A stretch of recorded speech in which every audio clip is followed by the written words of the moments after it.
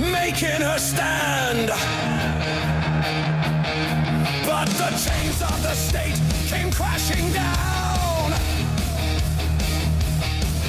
They jailed the innocent, let predators prowl. You silence the truth, you bury the brave. But Britain is waking, we will not be slain. The call to rise, Britain unite, stand or fall, the choice is tonight. They cage us, betray us, still we defy. The call to rise, Britain unite.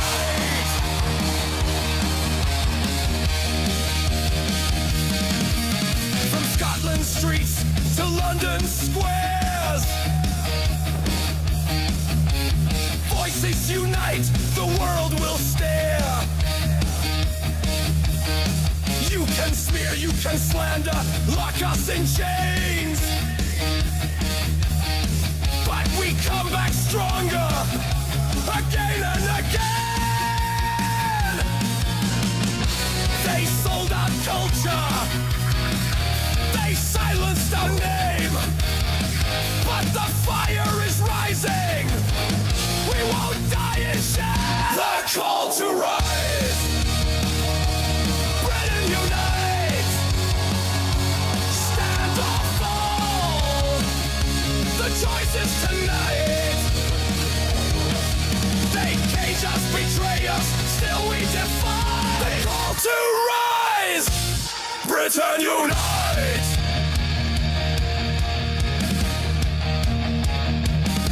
Stand up or fall down. This is the reckoning here and now. One voice, one fight, one flag in the sky. September 13th, they can't silence the cry.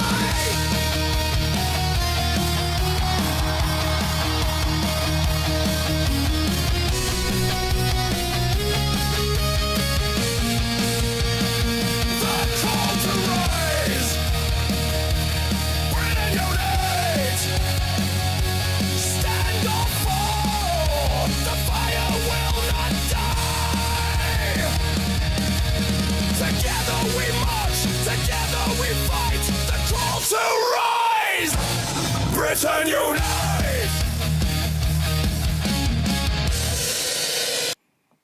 All right, much love for the people in the UK.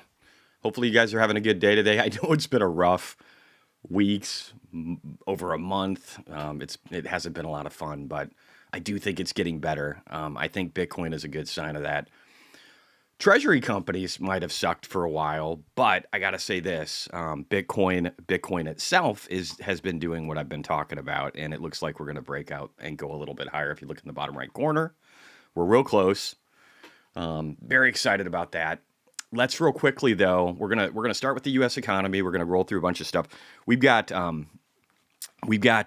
Trump having a majority in the Fed in the next couple of weeks, with Cook getting dismissed here soon. I think we've got tariffs on chips in the U.S. sector. If you don't come back to the U.S. and start building here, you're going to get tariffed if we're the ones buying them. We've got announcements from Donald Trump today and Eric Trump. We've got a Japanese tariff deal that was struck that Howard Lutnick has talked about. We've got potential for Microsoft or MicroStrategy inclusion after the bell. And we've got new NASDAQ rules for treasury companies, which do not apply to Bitminer. So it's been a lot in the last 48 hours, a lot. So let's jump into it. I said it's no coincidence that countries that are siding with the axis of evil are getting hit the hardest. So again, India originally talked about no tariffs. It sounds like no tariffs against the United States. It sounds like they backed away from that. Trump hit them hard. They were hanging out. We got Modi hanging out in China with Russia, Putin, and again, just essentially the entire axis of evil, all smiling and looking like they're kicking ass, and they're really not. But you can see here, again, Brazil 50%, India 50%. Venezuela is low on the list, but that's probably because we've got big battleships parked outside of their country, holding them at bay. 35% for Canada. I'd say Canada deserves it, especially with the insanity going on there. We'll probably look at a little bit of that today. But yeah, so like again, if you're South Africa, if you're okay with, killing the Boer and white genocide, if you're China and you're okay with, Uyghurs and slave labor and destroying the West, if you're India and you're looking to side with them, probably not going to turn out very well. And if you're Brazil and again, open communism, it's not going to turn out well for you. And I think that is only going to intensify. Again, we don't take out all the countries at once. We don't attack everybody at once because that's not the proper way to do battle. But we will take them down one at a time. Let's listen to here real quick with Howard Lutnick talking about what's happening in Japan. I'll try and get caught up. I got new glasses here. They're a little fuzzy. I got to get used to it. Or like, I just don't know if they're not good. They're the Ray-Bans. They're supposed to be pretty good. But it's like the area when I'm moving my head around here, the area where it's like really good vision is not a large area. So I gotta figure it out. Anyway, Howard Lutnick talking about the latest deal with Japan. Let's get to that. Today is a historic day between the United States of America and Japan because the President of the United States has signed the executive order that puts into effect the amazing historic agreement between Japan and the United States. Yes. Now I have with me Minister Akazawa. So how do you feel? Yeah, I feel very good for both countries. Yeah, it's really good for our building up the economic security and also economic growth for both countries. So it's really historic, I believe so. So Japan has a 15% tariff, which is tremendously beneficial to Japan.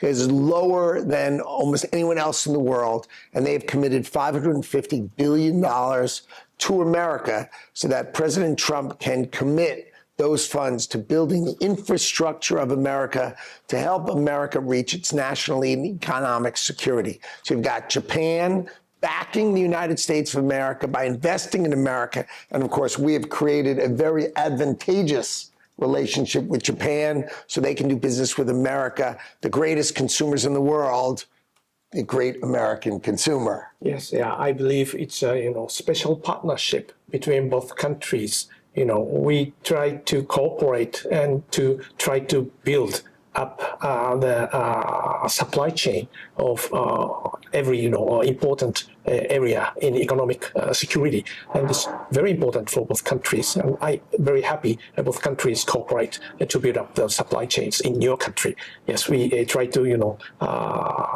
supply $550 billion investment, and we fully support the U.S. To build up those supply chains. I'm very happy with that, and also it contributes a lot to Japanese economic growth and also building up economic security. It's really good for both countries. That's, I believe so. Fantastic, and I cannot be more excited for Japan. I cannot be more excited for America, and it's all driven by the leadership of President Donald Trump. And also, They're actually contractually obligated to praise Donald Trump each time they do one of these videos. I don't know if you guys knew that. Thank your leadership. And you, of course, think about America. It's of course, but you at the same time think about what is good for Japan. I really felt so. So I put. All right, I'm gonna leave it there. I think that's enough of it. But yeah, it's an historic deal. $550 billion. It's a prevailing theme that we're looking at across everywhere lately. On that subject, here we got Zuck sucking up to Trump. This was a great video. If you guys saw all the tech giants, I know people were freaking out. They're like, why didn't Trump invite Elon? When in fact, he did invite Elon to this summit.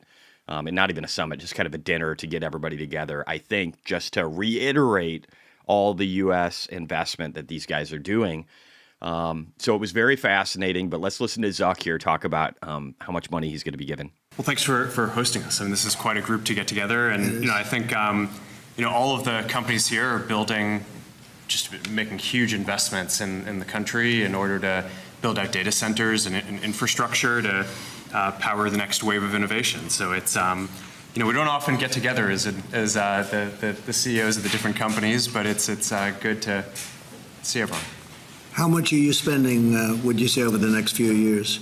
Oh, gosh. I think it's probably going to be something like, Yes, Anthony. I don't know, at least $600 billion through 28 in the U.S. Just $600 billion. That's all. Cyborg Zuck actually looks a little better. He seems a lot less cyborgy lately. He seems to be getting a little more confident. Maybe his nuts dropped. But yeah, this is good stuff, right? Like, there's a lot of good stuff happening right now. So Stoney said, love your assessment of BTC. Any thoughts on ETH? Balls of Steel calls, Jess. Yes, I think ETH is going to do really good. We'll be talking about that a lot. I think actually that's going to be one of the leaders. It's doing really good today. It's at 44.20 almost as of saying this. About India, Tim Wolf says, I thought India was aligned with the U.S. when we had the India-Pakistan conflict earlier. Actually, so we historically have been aligned with Pakistan. We actually have military bases there. I know it sounds fucking weird, but it is what it is. Back during the India-Pakistan conflicts many decades ago, we helped India, and Russia was sided we were sided with Pakistan, and India was sided with Russia.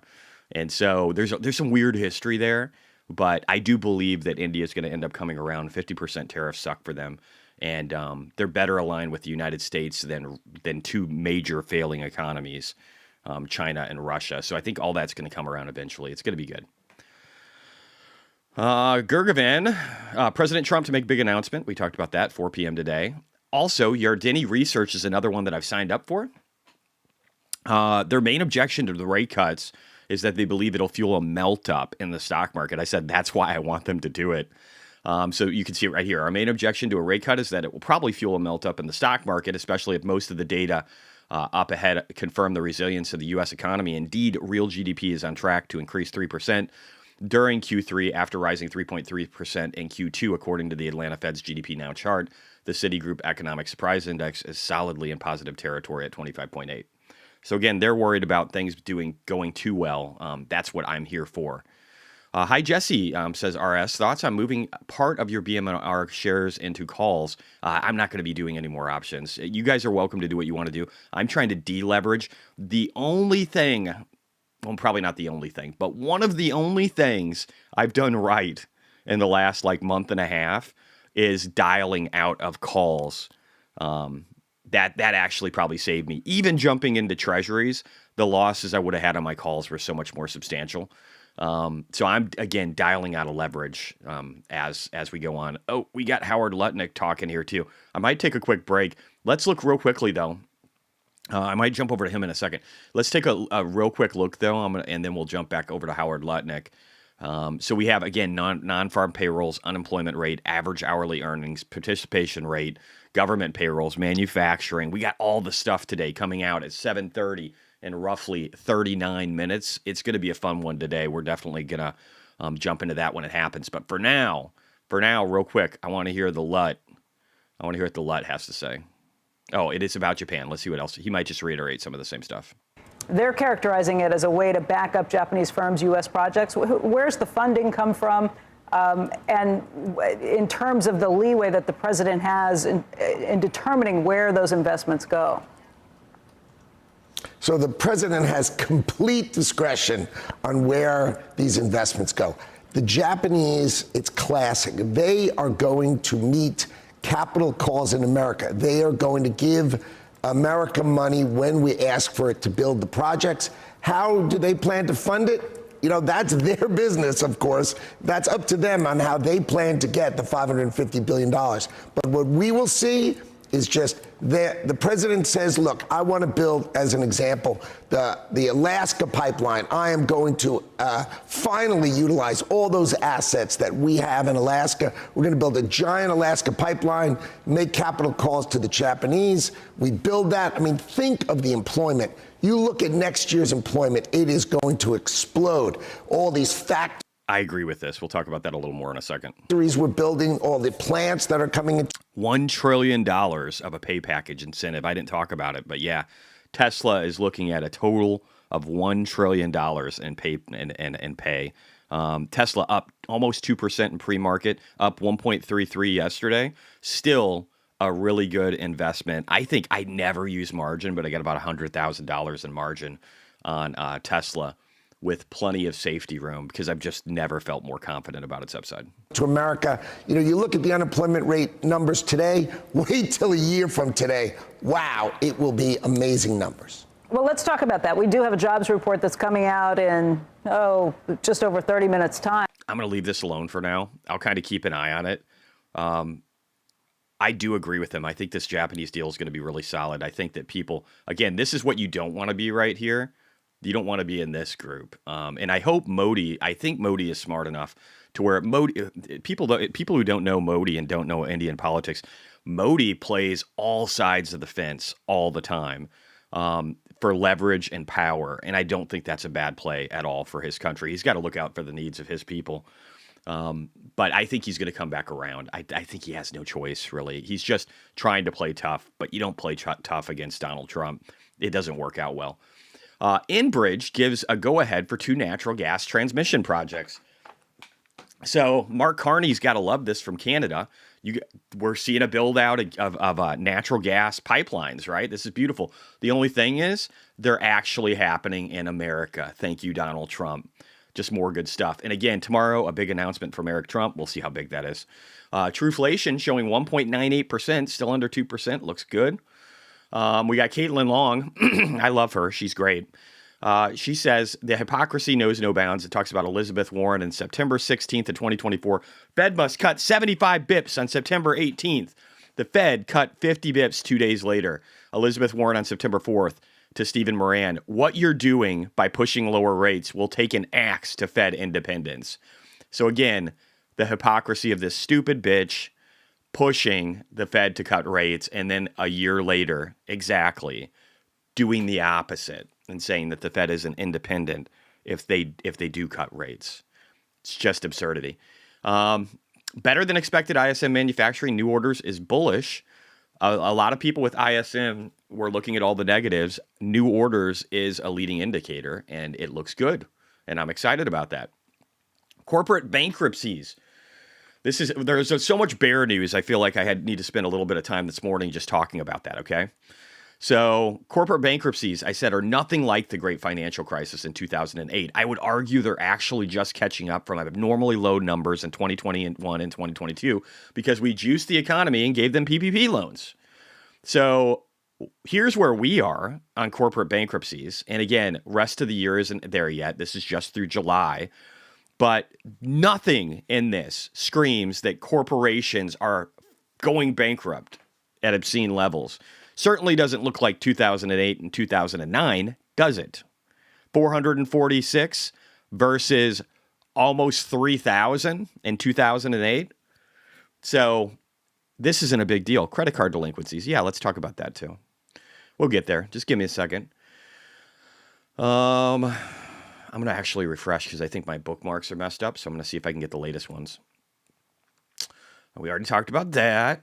Yep, again, nice photo op. Mark Zuckerberg, we talked about that. We talked about Erdini. Talked about the pipeline.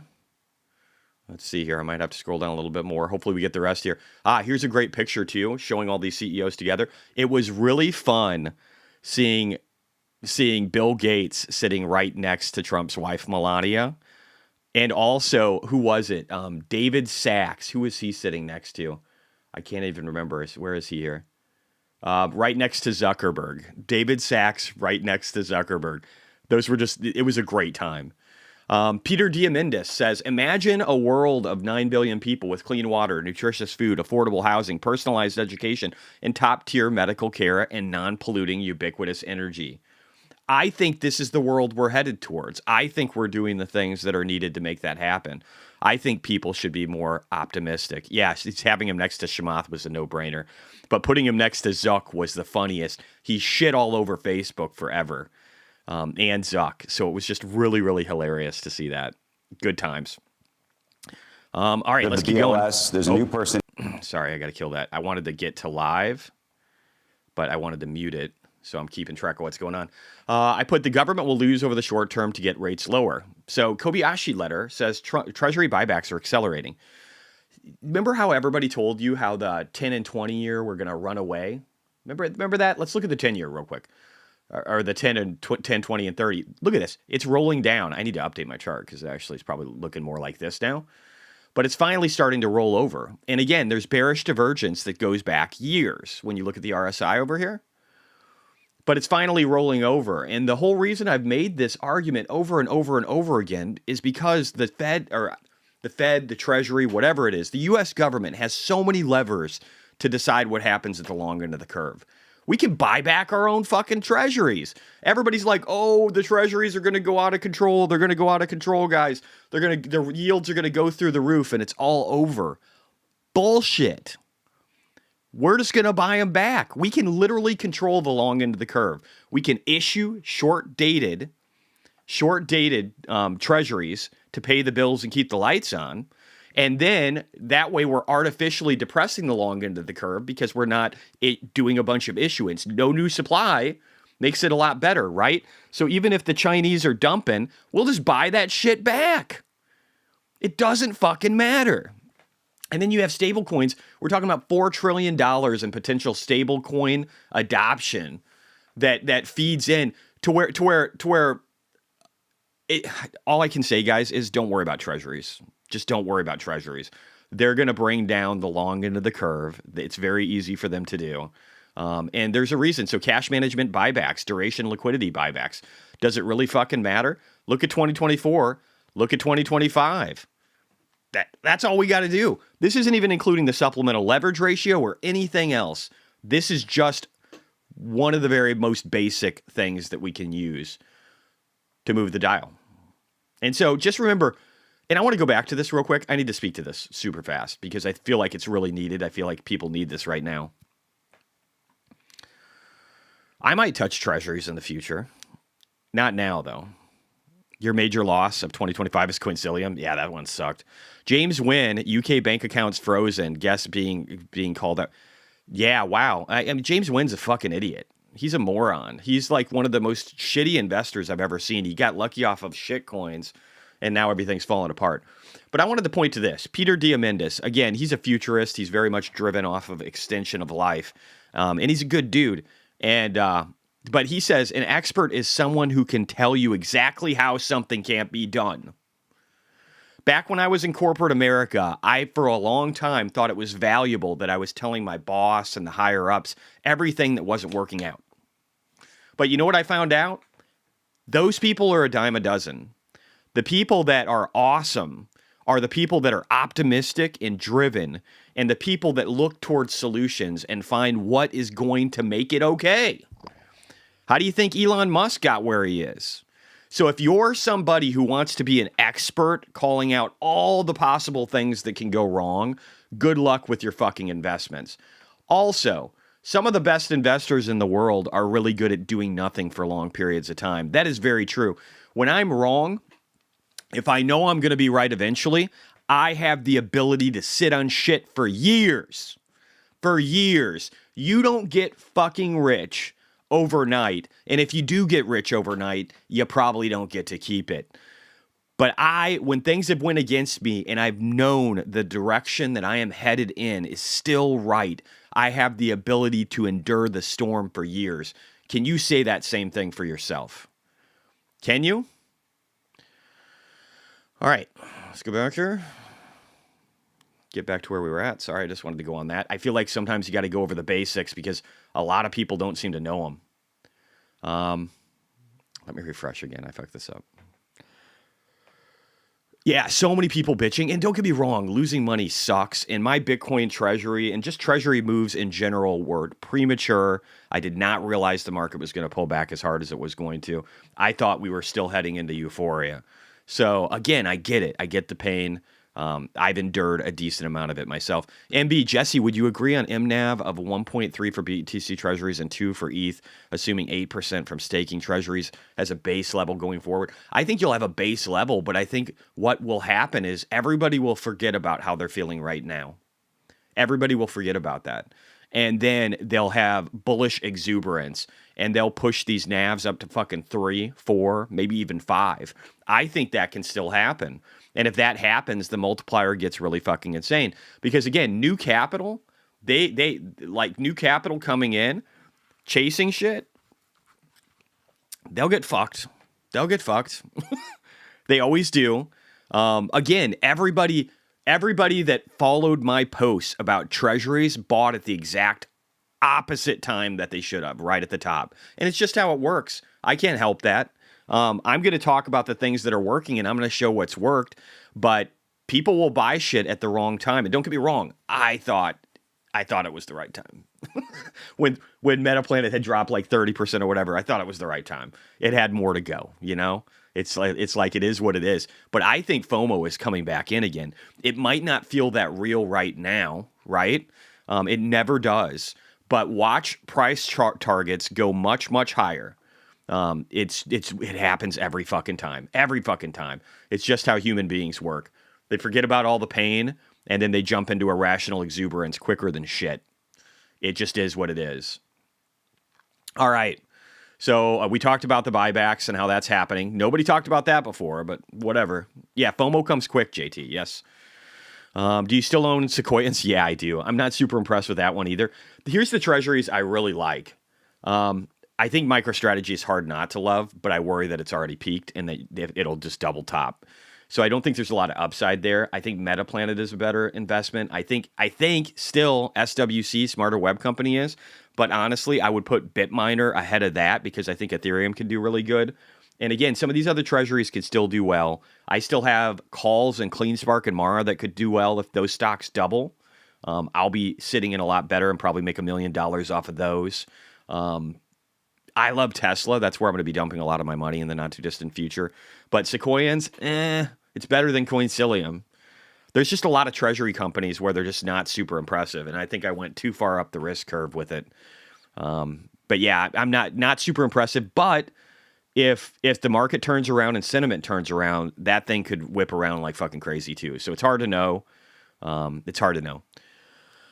Jared, I'm not sure on the timing of ETH was an issue. It was just everyone buying the driving up the price, and now enthusiasm is dying down and people are selling. Same reason people got crushed in options. Yeah, actually options and, again, leverage plays got really crushed, especially in the Bitcoin and crypto space. But they're coming back around now. And again, Ethereum looks bullish as fuck. There's nothing, and I don't know, Chicken Genius, you guys said Chicken Genius sold out of SBET. Might be the right move. SBET could underperform. It has been. But it also might end up being a catch-up play. Euphoria does weird things for people when they start making a lot of money. But again, I'm looking at Ethereum here, guys. There's nothing bearish in this chart. This chart is beautiful. I mean, I think this month in September, I think Ethereum closes a new monthly high. You can quote me on that right now. So I don't think there's anything bearish about that. I don't think anybody should be worried about that. I do think Bitminer's the better one, though. Chicken also said to rotate out of ETH. I saw that. Yeah, I don't know what that's about. ETH is doing really good today. He said that, and then it went up like 3 or 4%. And now, well, let's just see. Again, I think Ethereum has just so much money coming into it. The Tom Lee influence is a lot bigger than people realize. Now, this is today. So, again, ETH down, Sol down even more. I think he said to rotate into Sol, too, and Sol's down even more. But let's just look at the last month here. ETH has done really well. And don't get me wrong, Sol could do really well, too, and they could develop a narrative, whatever. I still think Ethereum is going to do the best, though. The capital flows there are sick. We're going to look at some of those in a second. Maybe that's why he said to rotate. Yeah, I don't know. So this one, 2008, banks tightened lending when defaults rose. So I want to talk about the negative things that people are saying, too, right? So this guy's implying that lending is going to be tightened with what's going on. And he's showing how credit limits are really high. I have seen closing of accounts that are dormant. I've seen some of that. That's definitely happening. So again, that will drop some of this number.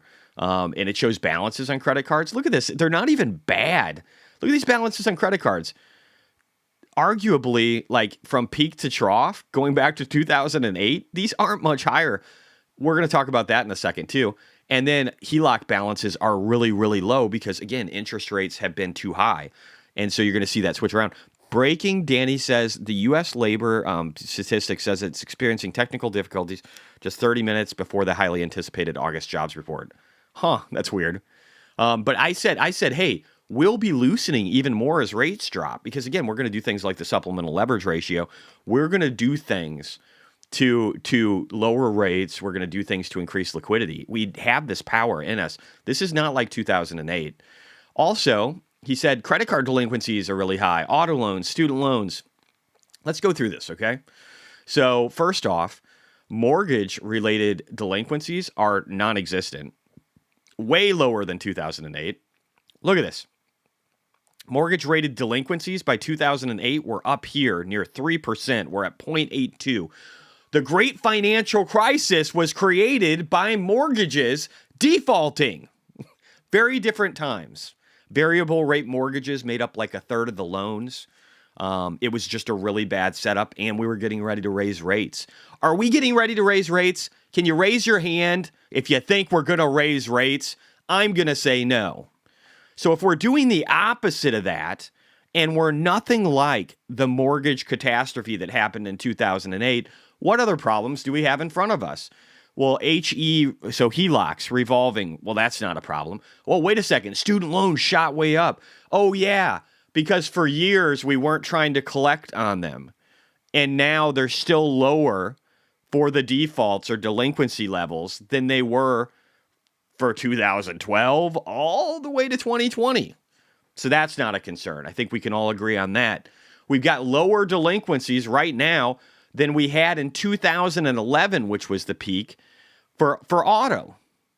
So auto isn't really that big of a concern right now, 4.99%. That sucks, but let's just be real. That's the bottom 1/3 of the economy, guys.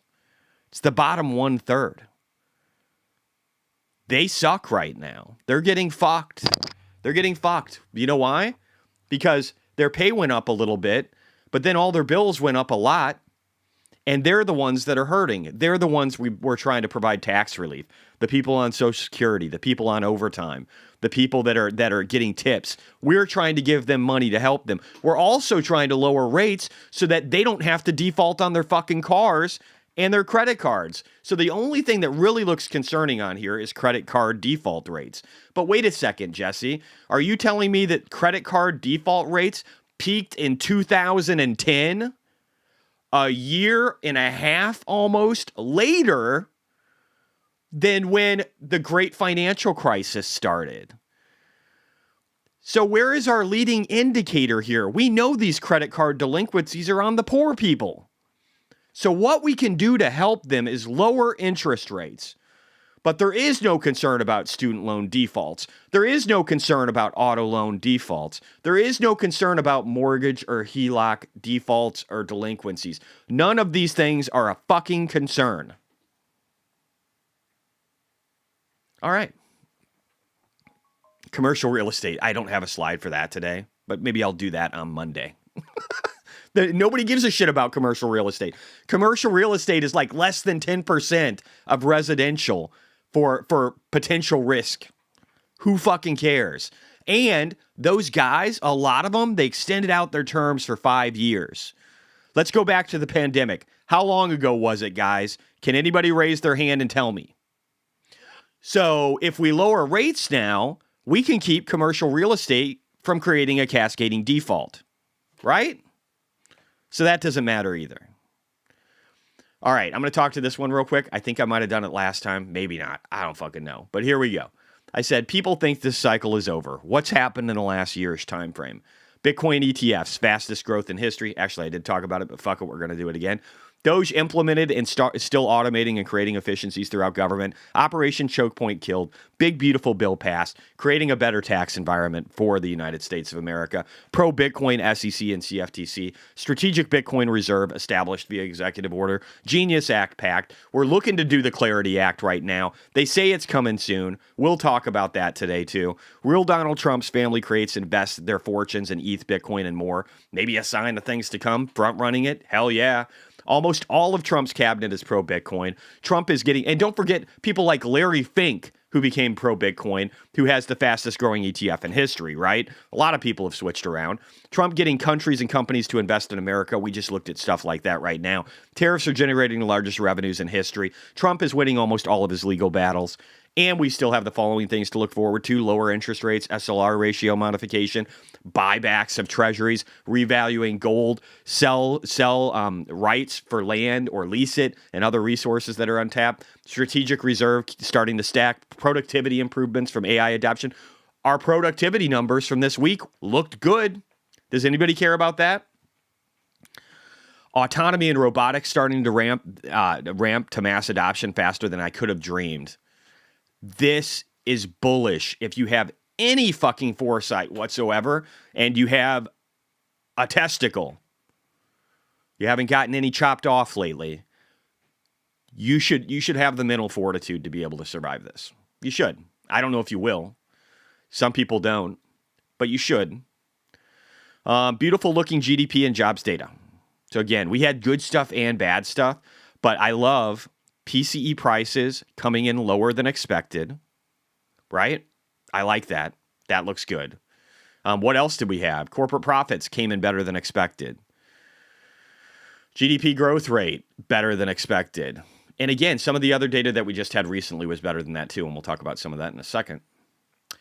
We've got 15 minutes until we have the big push of data. I'm actually going to move this to this week because I want to talk about some of the stuff that happened on Wednesday after I was done. MB, cycle is not over. The question is, how do we use the September dip to our advantage? I think it's... So here's the thing. There's this guy, Tom Lee. I don't know if you guys know who he is. Recently, he reposted... Let me see. I don't even know where I have this. Maybe I have it under Bitcoin. Whatever. Anyway, he reposted what I had said. I said, hey, it looks like Tom Lee's finally coming on board. And he believes, like I do, that we're getting ready to, that we could have a pump in September where we normally would have a dump. And he put his hands up signal and said micro to macro. So he was saying, yeah, micro to macro is fucking right. That's me, by the way. And I agree with him. Should I have Tom Lee folder? I should. I probably should, actually. It's a good point. Let me see here. I'll see if I can find it, because it was good. It is good. Maybe I had it under U.S. economy? I don't know. Let me go back. I can find it. I just want to... This is my moment in the sun. Also, I love this, guys. I love that people make fucking memes. Teslas and FSD. With me in them. And he still doesn't get it. I mean, that's borderline retarded shit. That's full retard shit right there, Jeremy. Everybody knows you never go full retard. I just love that Tesla holder just keeps stacking onto that. It's funny as shit. You know what? Did I finish all my slides for this? I think I did. I did a pretty good job on that one. Let's see here. Oh, and by the way, guys, this girl right here, these girls, it looked like the person that was there, the migrant, Fatos Ali Damana, has been charged by police in Scotland with assaulting a minor. So these girls that defended themselves, these other people got charged. About fucking time. I won't show you all the other brutal, horrible things going on in the world. We're going to skip that. We're going to be super positive today. Sorry, I got to find this. Oh, I wanted to talk to this too. I said Trump's goal. No, I don't want to promote this. Fuck you. Get off my screen. How do I get this thing off? Stop. I literally can't look at my post because you guys want me to promote it. Anyway, I said Trump's goal was acceptable within a current world order within trade. I don't know what I'm trying to say there. I said now we're headed to the part where we jumpstart the economy, pumping liquidity. So yeah, I think Trump's goal was to create changes, I think, and modify the Overton window for what was acceptable with world trade and the current world order. I think that's what happened. And I think now is the reboot. And I've talked about this for a while. Anybody who's been here knows that I've been saying this, right? That we're creating the pain, and then we're going to juice this bitch. We're going to juice this bitch part. And so for September, I don't actually think, refresh the page, I'll try it. I don't actually think with September, good call. Thank you, bro. I don't think that we're going to dump. I actually think we could pump. And I already showed this before. I showed where Bitcoin normally pumps in August, and it didn't do it. And the only time that it didn't pump really well in August is, again, when things got really weird and choppy before the Fed raised rates at the most aggressive rate in history. So I think we should have pumped in August. We didn't. We were down. And so I actually think that that's positive heading into September. And that's what I've been telling people, and that's what Tom Lee seems to agree with. So, yay for me, but Tom Lee gave me fucking accolades. I'm not going to find it, whatever. It's too much work. Tom Lee gave me accolades, and that was kick-ass. Real quickly, where to go next? Trump. Let's do that. Trump will put tariffs on chip companies not coming to the U.S., fairly substantial tariffs on chips shortly. I think that's coming. I think that's a given, right? He's been talking about it. It's coming. For people who didn't see this, RFK literally caused Bernie Sanders and Elizabeth Warren to melt down. I've never seen congressional hearings as fucking heated as this. Has received PAC money from the pharmaceutical industry. Are they all corrupt as well? And I'm telling you, the American Heart Association has been co-opted by the food Everybody industry. but you, Senator. But you know what? When you ran for president, Yes, everybody but him. we have a corrupt campaign fine. Anyway, he goes off and off and off. This one with Elizabeth Warren, though, is my favorite. Let's listen to this real quick. I think this is the one. This is the CDC one. So again, the United States is the sickest country in the world, per the CDC. Or World Health Organization, one of them. Anyway, let's listen to what RFK has to say. RFK is a badass. He is fighting hard to make this country health again. He's going to tell us why we're shit right now and that we're going to get better. Yes, Senator, this morning I got the latest numbers from CDC that 76.4% of Americans now have a chronic disease. This is stunning. 76.4. What were the numbers? What did they used to be back throughout time before we had all the vaccinations, all the drugs? What did they used to be? When my uncle was president, it was 11%. 1950, it was 3%.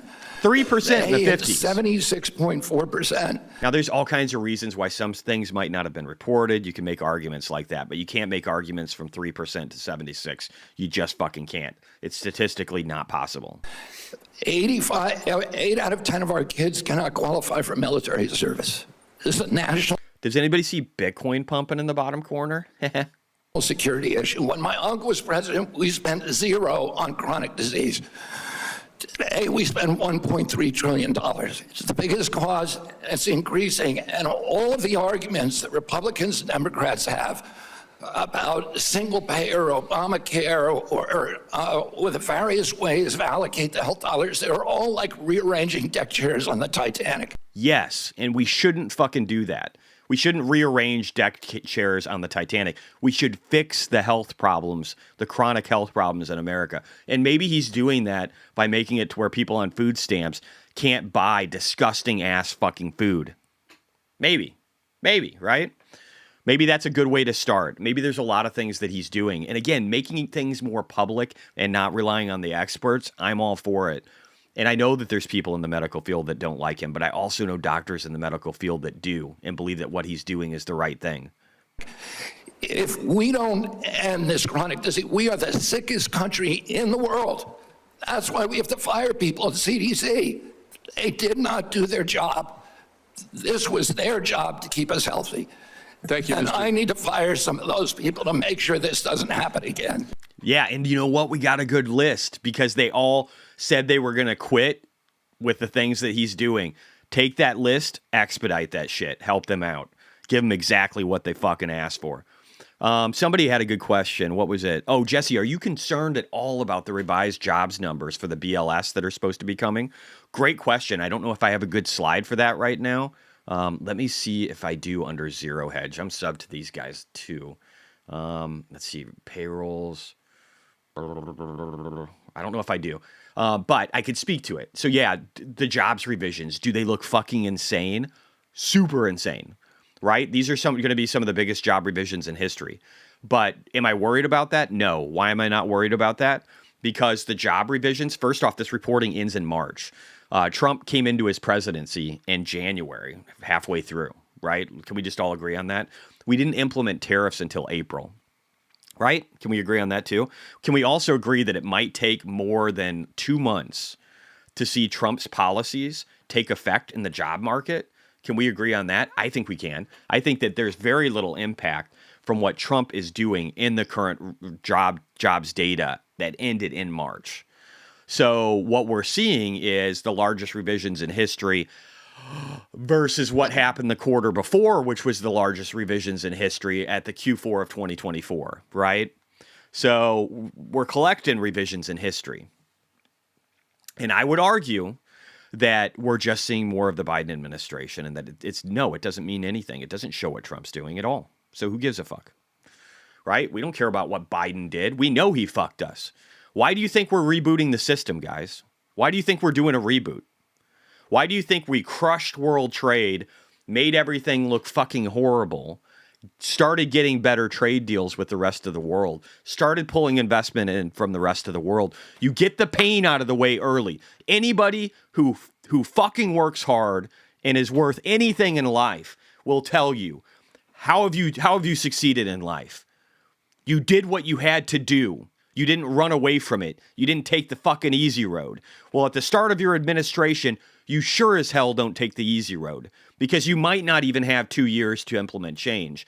So you balls to the walls, get out there and make things happen and do what you need to do. And you're going to do the craziest things you're going to do in your first term, in the first year, because you have limited time for success. So again, if you're going to hurt, you're going to do it early. You're going to implement tariffs. That's the playbook. And then when you feel like you're on the right course and you're winning, you're going to juice it. You're going to give yourself some fucking creatine. You're going to take your steroids then. And then you're going to run. And you're going to make things happen. Because you set the foundation for success. That's how people succeed. Job report coming out. Is that true manipulation? For sure, that's the case. I don't care as long as it's positive. No, I'm kidding. It'll probably be negative, actually, and I'm okay with that. But yeah, guys, we're doing exactly what we need to do right now. And hit the like button if you believe that's true, because it will benefit us. Alex Becker said, if you're stressed today, just know there's a reality where Kamala won. Bitcoin's at $500. I don't think that's true, but Pride Month is now Pride Year, and you're in an education camp calling. I would be arrested. If Kamala Harris was the president, I would probably already be done. I am way too honest and way too vocal and say way too many inappropriate things to not be in jail, right? If I was in the UK, my fucking ass would be in prison, right? I think we can agree upon that. But so life could be worse, right? Everybody bitching and moaning because their dollars went down a little bit. Do you truly believe in Bitcoin? Do you truly believe in autonomy and robotics? If you go down by 30 or 40 fucking percent and you think the fucking world is over? Now, don't get me wrong. If you're in options and they've got a limited time frame, that sucks, right? But that's why we're starting to pull back from those things, or at least I am. I'm sure I'd be in some gulag, right? Right? We'd be in trouble, dude. Not coming out. Okay, we'll see if it does or not. That's fine. We'll figure it out. It'll get there, guys. It'll get there. Besant said, White House has a backup strategy if Trump's tariffs are overturned. I don't think that's going to be the case, but it's good that they have one.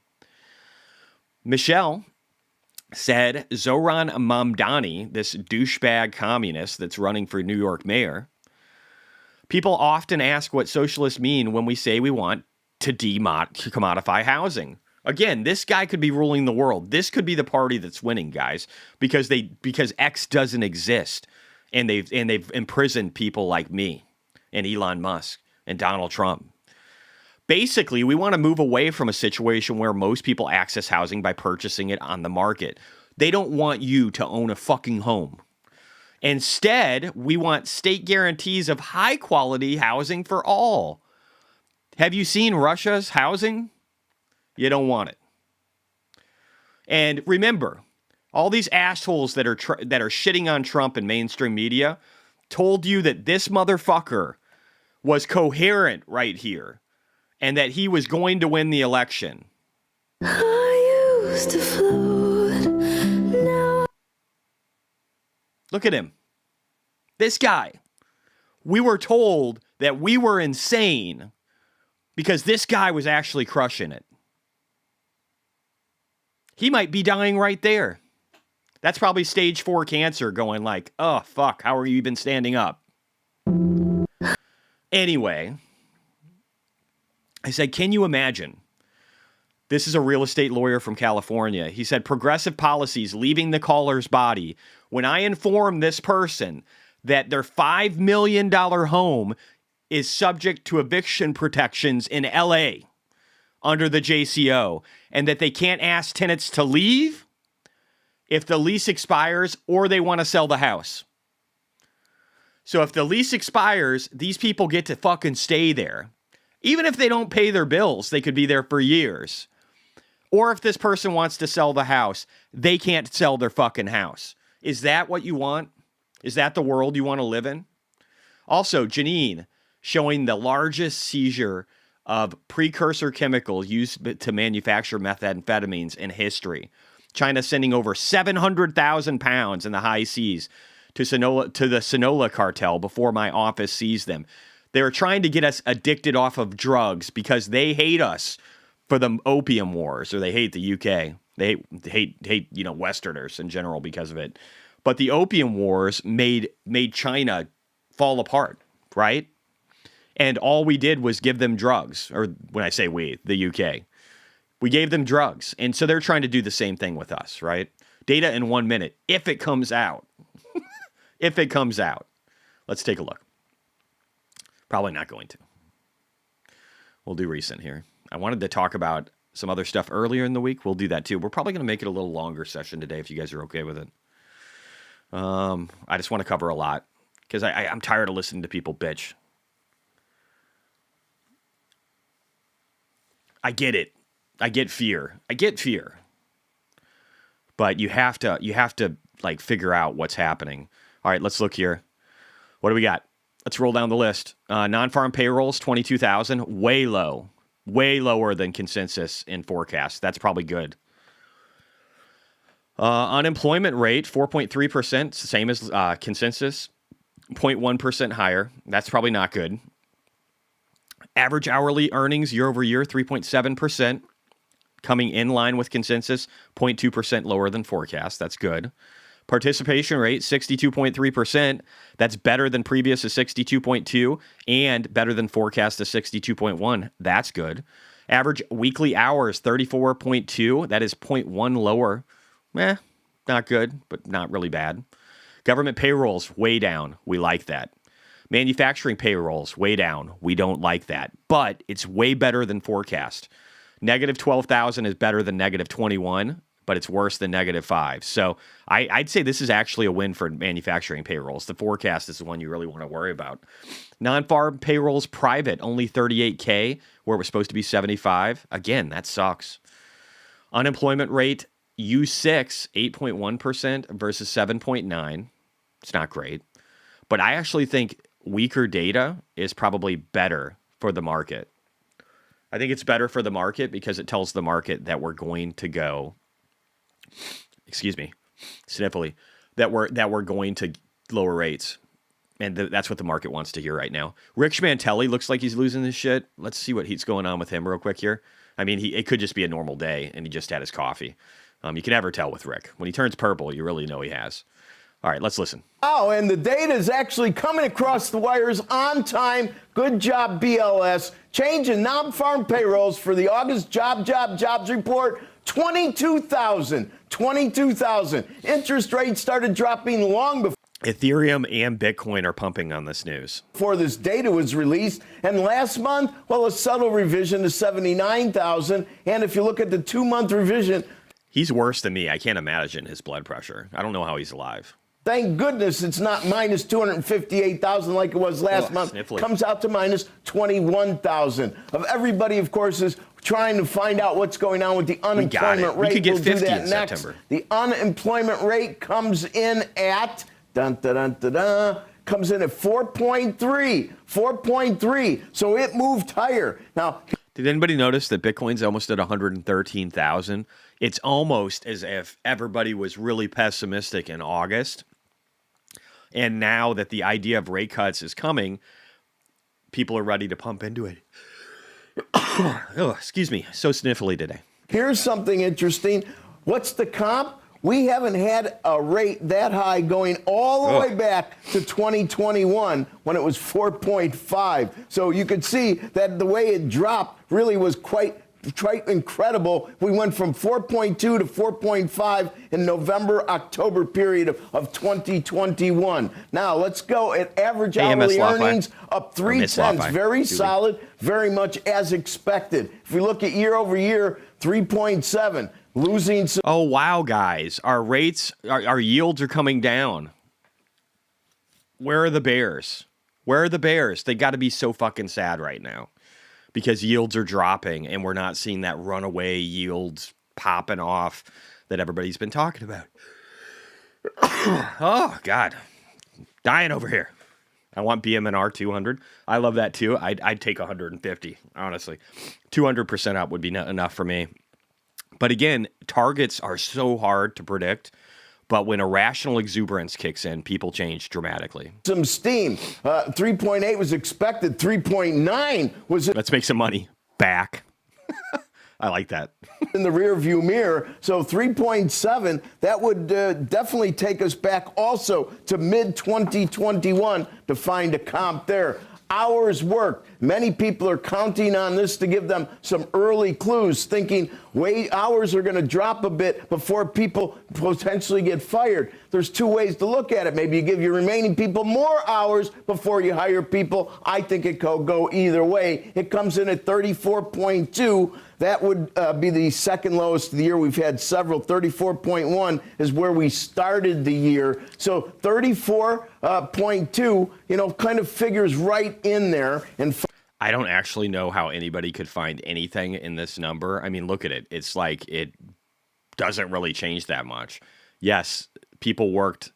Says average hourly was really high in 2021. I don't know if that's true, man. I really don't know if that's true. I think that's probably what people booked during COVID, like the end of 2020 into 2021. I don't know. But it's just come down to anything, a lower level. Why? Because we have more efficiency and people are more lenient on schedules like that.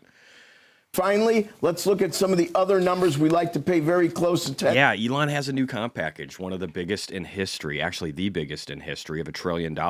And funnily enough, Tesla is doing exactly what I fucking said it was going to do. So I said, what did I say? This is the weekly. Let's go down to something a little more manageable so you can see what these lines really look like. But I said, hey, we got Tesla over here with this nice little trend line. We back tested it, faked people out to the downside, broke above it, dropped back down, found support on the 200 moving average, this orange line right here, and now we're bouncing off of it. And this is a beautiful pattern. The measured move for this pattern gets us into the 500s. Who's ready for 500? I am. New affordable models next month? I don't know. There's so much good stuff happening at Tesla. People are like, but dude, they're not doing that well as a company, dude. It's like they haven't went anywhere. That's the price action. The price action isn't much higher than it was in, what is this?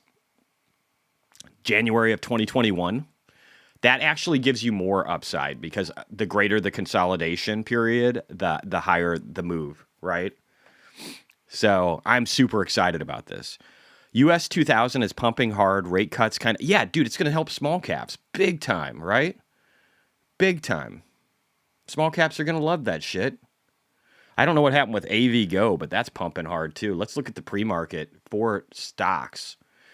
You can see Baba, again, all the Chinese garbage is going to do well. I really encourage people, if you're going to do something like that, make it a short-term trade and get the fuck out. You're going to get wrecked with China, man. I'm just telling you. Believe it or not, it doesn't really matter to me. AV Go doing well, though. I don't know what's happening there if anybody has any news, but look at one of the leaders right now. It's Tesla. It's going to be Tesla. So Tesla's going to do well, and anybody who's in it is going to do well. And I have almost $400,000 in it. I think at least 350. I don't know. I got to look. I think close to 4. I would be lying if I didn't expect correction in Tesla so that we can stack. No, there is no. You guys, how can anybody say I'm just waiting for a correction in Tesla? You've been waiting since what? October of 2021? It's corrected since then. It also corrected back here in December 2024. Anybody remember that? 8 months ago? Are you still waiting for a correction? It did it 8 months ago.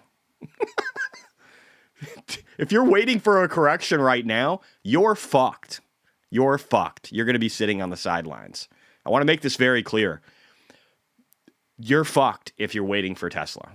You're fucked. Good luck. Enjoy that shit. ABGO crushed it on an EPS. Nice. JT, remember when everyone was calling for Tesla sub 100? Yeah, dude. This is where I have called Tesla bottoms to perfection. I've called the tops well. I got out over here. The only thing that I was stupid about is I got lazy and I didn't look at my calls and I got back into them. I shouldn't have done that. Over here, I sold my calls and then I got back into them as it was cascading. But I wasn't doing a good job checking where the calls were at, what the multipliers were, what the risk. I should have been dialing up the risk curve. I shouldn't have gotten into calls. I should have done what I normally do. I should have stocked all the way down. And then when we got crazy, I should have looked at calls if I was going to do it. But I called the bottom over here in Tesla. I called it over here in Tesla. And I took probably 50% of my gains on the top over here. I took all of them over here, but then I was stupid with my positioning.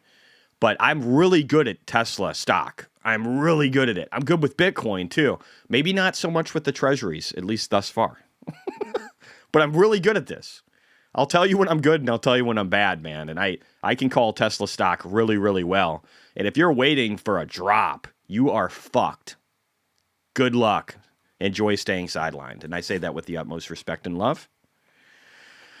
There isn't a better long-term stock than Tesla. I don't think so. Not just for a steady Eddie growth stock, right? Not for a steady Eddie growth. It's gonna do so much better than Nvidia. It's heading towards $5 trillion, guys. What is Tesla's stock at right now? 1 trillion. So it's 1/5 the size. But they're gonna own all of human labor, most of energy, and transportation. I just think that's a really big TAM, total addressable market. That means like the market you can hit. Hey guys, we got over 1,000 viewers. Haven't had that in a while. Can you guys hit the like? It's really helpful. Again, I could do other things. I don't need to do any of this shit. So it's really helpful to see support, especially when you're getting shit on because you got almost 100,000 followers. And everybody's super fucking depressed. And I get it.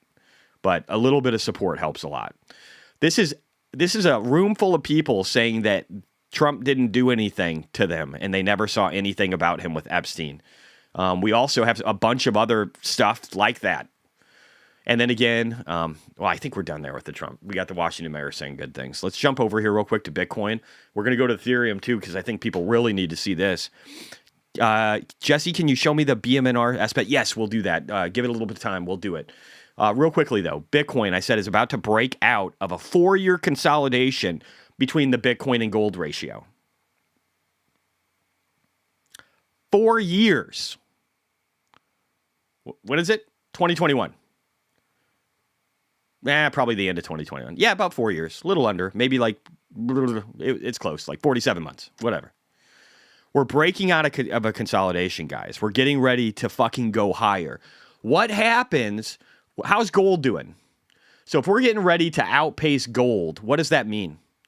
Well, gold is sitting at almost $3,600 an ounce at one of its best runs in history. What do I mean by that? Let's zoom out here in gold. And let's just do this. We'll kill all this other shit, right? So there's gold in the 1800s. It had a good time.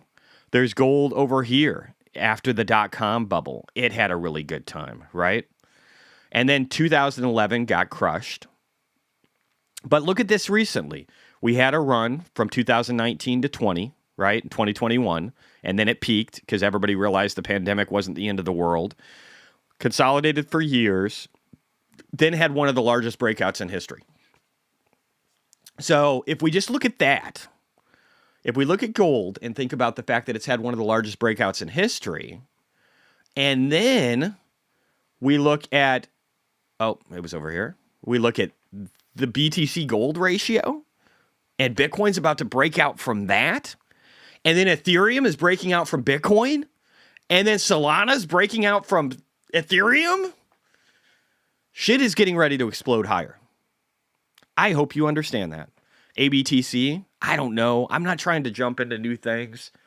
And Trump coin definitely disappointed me. Could ABTC do really well? Yes. Am I looking to jump into new positions right now? No. Jesse, I do agree that you have underperformed a bit. Yeah, I've been sucking by not following your own system, perhaps less No, I don't think that's true. Let me say why. And again, I like to think that I look at myself pretty honestly.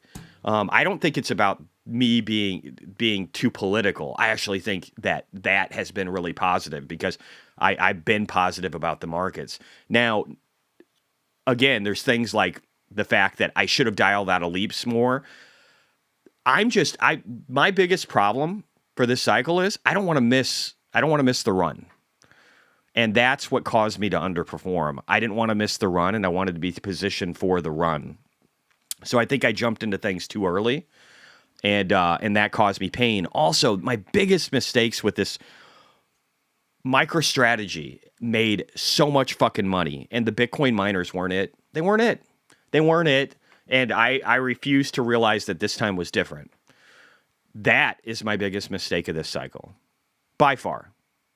That, and here's the other problem that I have, guys. It's not selling too late.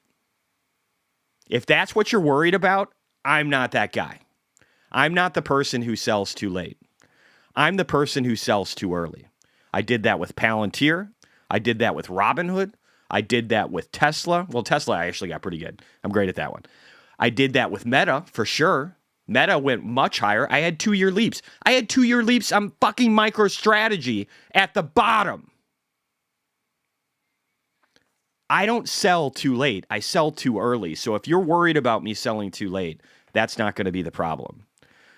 If anything, I sell too early. So I was trying to compensate against that. SoFi, another great example. PayPal, fuck that. We're going to ignore PayPal. There's some that you just leave because you realize it's not happening, right? What you envisioned was happening and what you thought was happening.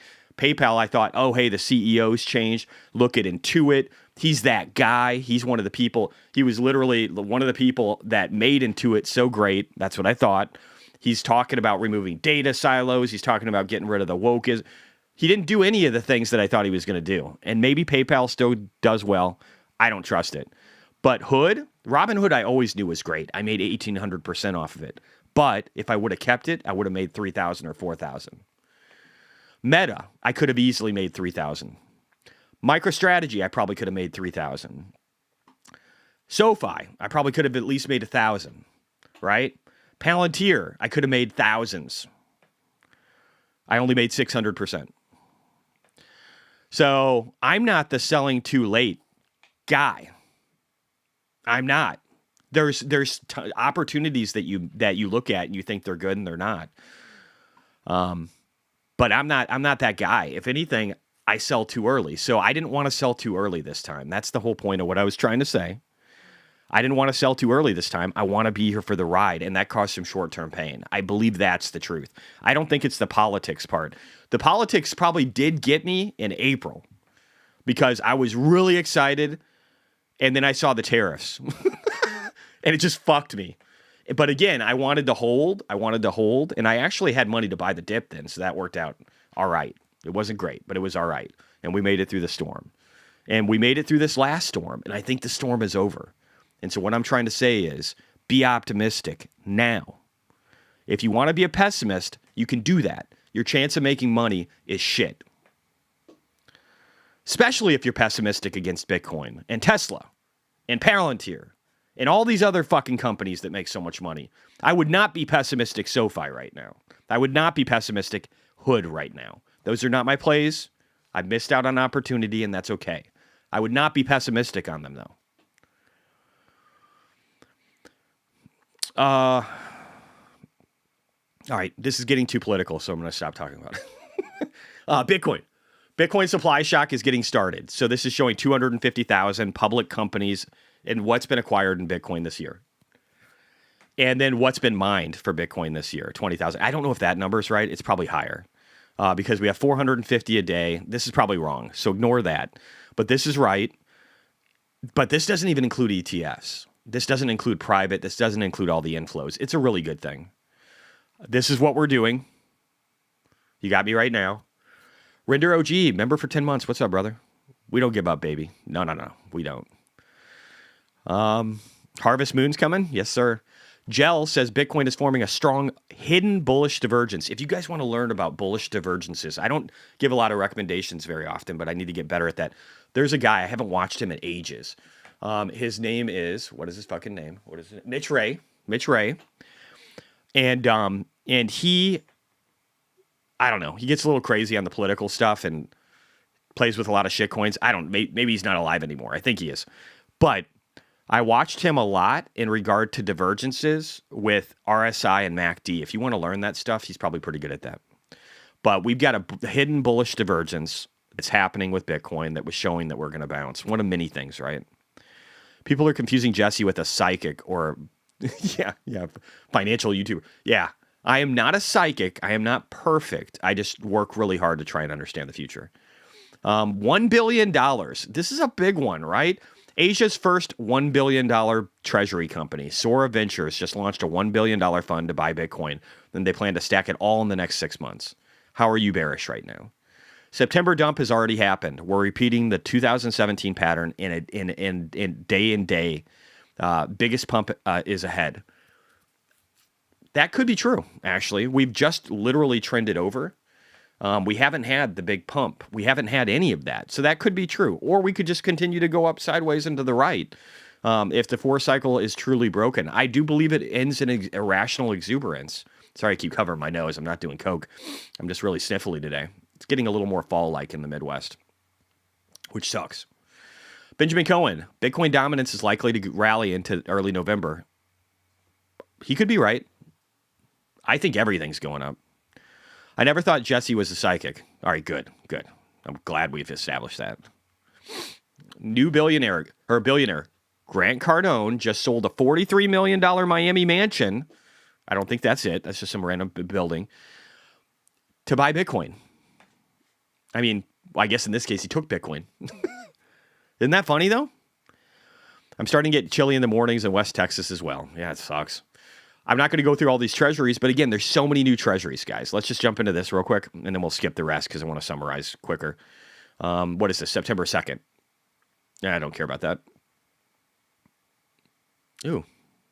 Adam Livingston says 97% of financial or institutional capital is mandated to equity and credit, and the only way they can get capital across Bitcoin exposure is BTC treasury companies. I actually agree with that. That's a good post.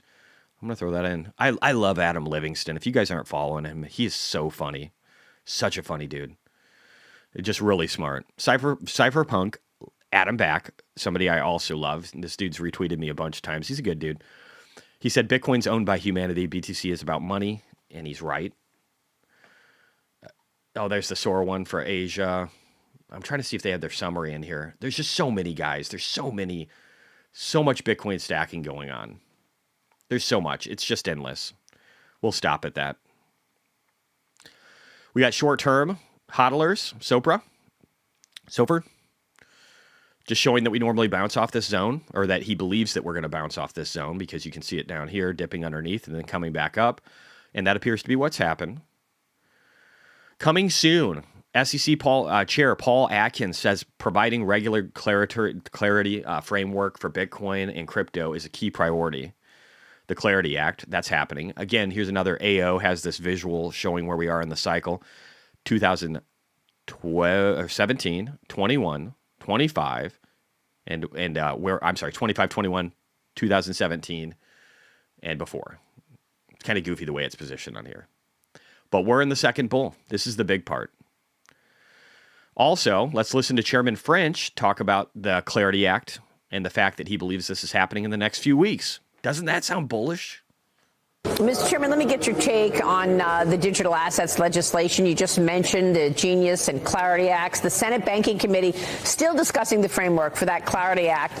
Senator Tim Scott chairs the committee, and he said that he believes there will be between 12 to 18 Democrats open to voting for market structure on.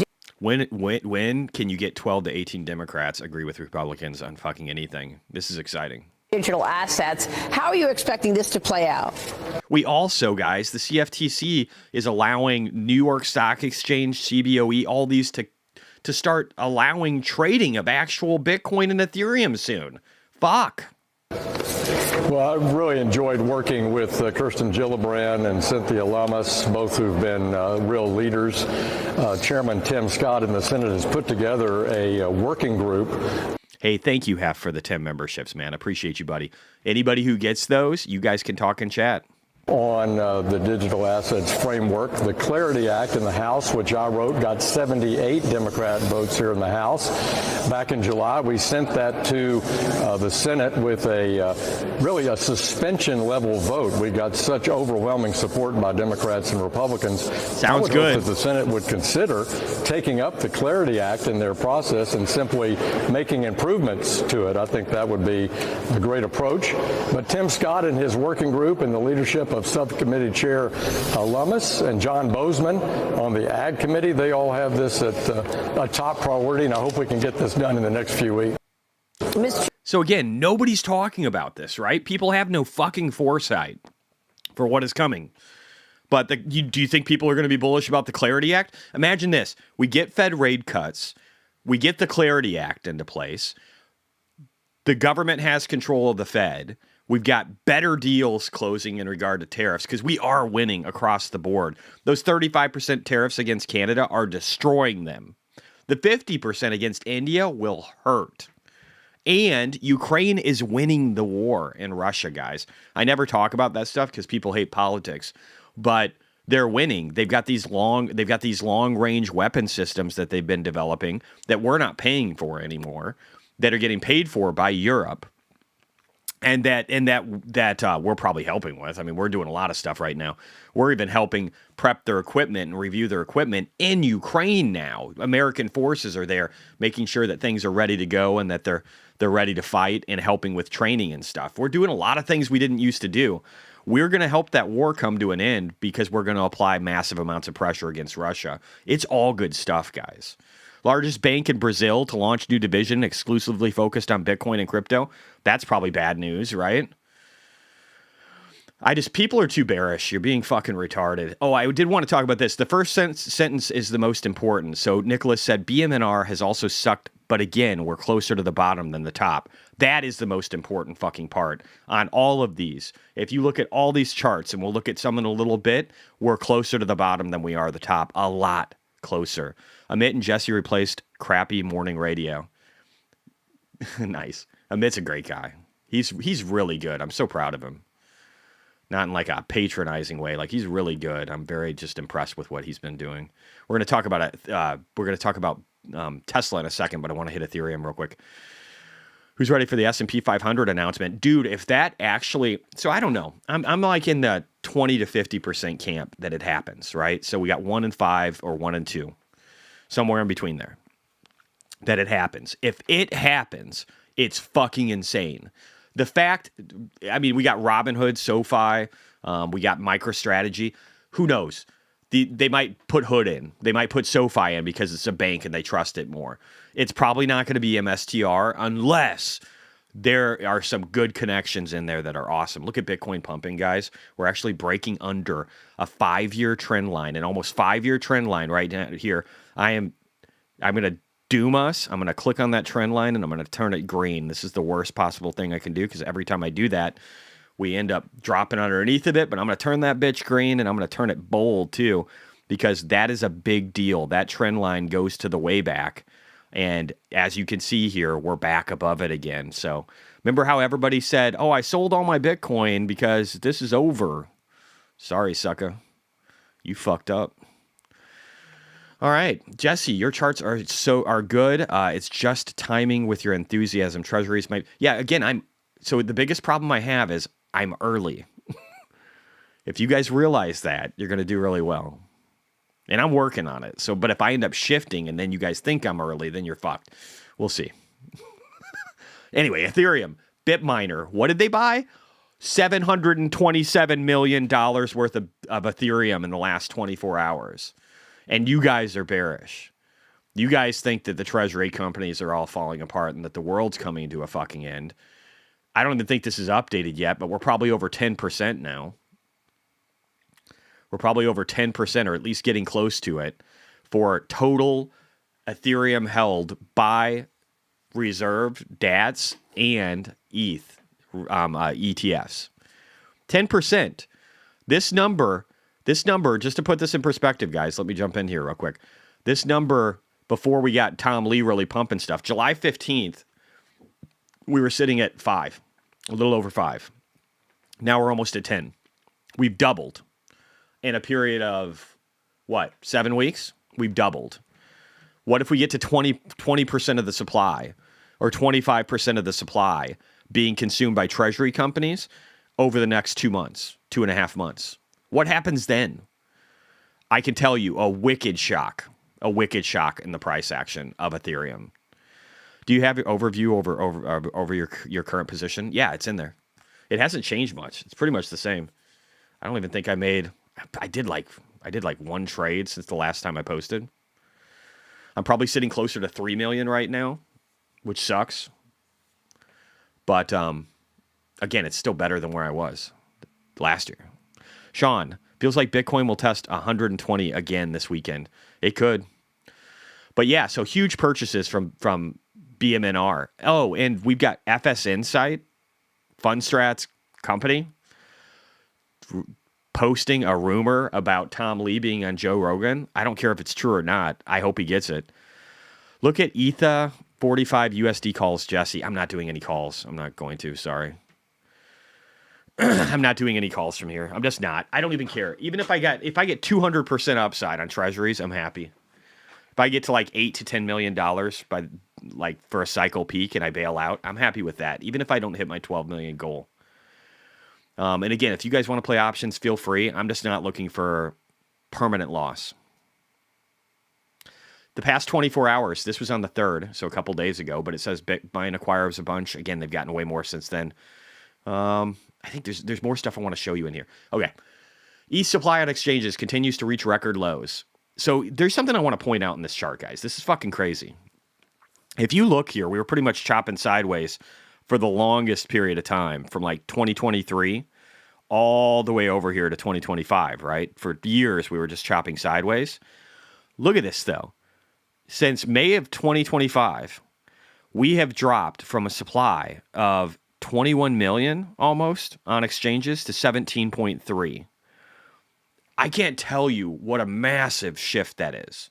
I mean, if you even look over here to 2022, guys, we were at almost 29 million coins on exchange. We're at 17.3 right now. That's a 45% drop. Like, it's fucking insane. And we're kicking into overdrive with one of the steepest drops I think you can even have. I see a massive supply crunch coming for Ethereum. I don't think people understand how big it is. Raku, Jesse, what are your thoughts on converting small piece of Tesla into BMNR? I think that would have been, I don't know. You could do it. You could totally do it. I'm going to be adding to my Tesla position up 2.4% in pre-market. I'm going to be adding to that as I make a bunch of money in other things. I'm hoping to have $5 million in Tesla before the end of the year. I know you don't like them much anymore. Make a recent extreme still sideways movement of miners. I think they can still go up. I don't like them because I've lost a bunch of money on my calls. I still think they can double. I think they can go up 150%, maybe 200% if we get really, really bullish. But I think it's mostly in the HPC plays. They could be drowning out, though. I mean, Iron was down almost 8% yesterday. 7.4%. It's up 4.71 though. I still think I think the HPCs outperform over the short term. That's what I think. Federal Reserve has announced that they'll host a conference on payment innovation on October 21st. Man, I feel a lot of good stuff sitting in front of us. But as soon as ETH crashes, it does. ETH calls are a good option. Yeah, maybe that's true. I'm not touching options. I've set a rule. I'm sticking to it. Ted Petey, I know you don't like that much. Oh, that was that. Stony, I think Mara would be running now instead of Iron. It might outperform from here. It might outperform because Iron has done so well. It's up 500%, or it was. Ted Petey, hopefully CleanSpark gets a good deal soon. Yeah, if they get an HPC deal, I could see CleanSpark really bouncing back hard. You're right. I think that could happen. Chris, when is BM&R just going to buy SBET? Good question. Good question. Probably a good reason not to be in SBET options either, because you don't know what they're going to buy them at. You don't want to be too long outside of the curve. But I could see that. I could see a consolidation and a merger. Wouldn't that be great? They turn into MicroStrategy overnight. Let's just look at that. That's a really good point. It's a really good point. So if you would have almost 3 million Ethereum acquired. 3 million. Look at BM&R isn't even close to their target, guys. They're actually probably like 33% or 32% now. They're not even close. So acquiring SharpLink Gaming would totally make sense. Acquiring Ether Machine might make sense too. I don't know who Mike's going to join. I could probably... No, I don't know if he'd tell me. He probably wouldn't tell me. But I don't know. But I do think Mike Alfred's a good dude. See, here's the thing. I got to talk about this. I'm all over the place today, but it's good stuff. Hopefully you guys agree. There's something I want to say. My relationships on X have only existed for 2 years, right? Less than 2 years, technically, actually. Probably like 22 months, 21 months. I have learned so much in that time about who I can trust and who I can't. And in regard to probably relationships, but I don't even care so much about that. I don't care about the relationship aspect of X as much. What I really care about is where you get good information from. And so I've been learning over time who that is. And so, and hopefully you have too, right? So we're learning who we can trust for what. And I got to say, Mike Alfred has definitely moved up on my list. I've even had arguments with him. I've blocked him and he's blocked me. We're both friends again. But he's somebody you can trust, right? And it's good it's good when you learn people that provide high value. And sometimes he just shit posts and his posts aren't the greatest. But again, whatever board he's interested in, I'm interested. Amit is great. I think he's one of the best interviewers. He's got some of the best relationships in the business, right?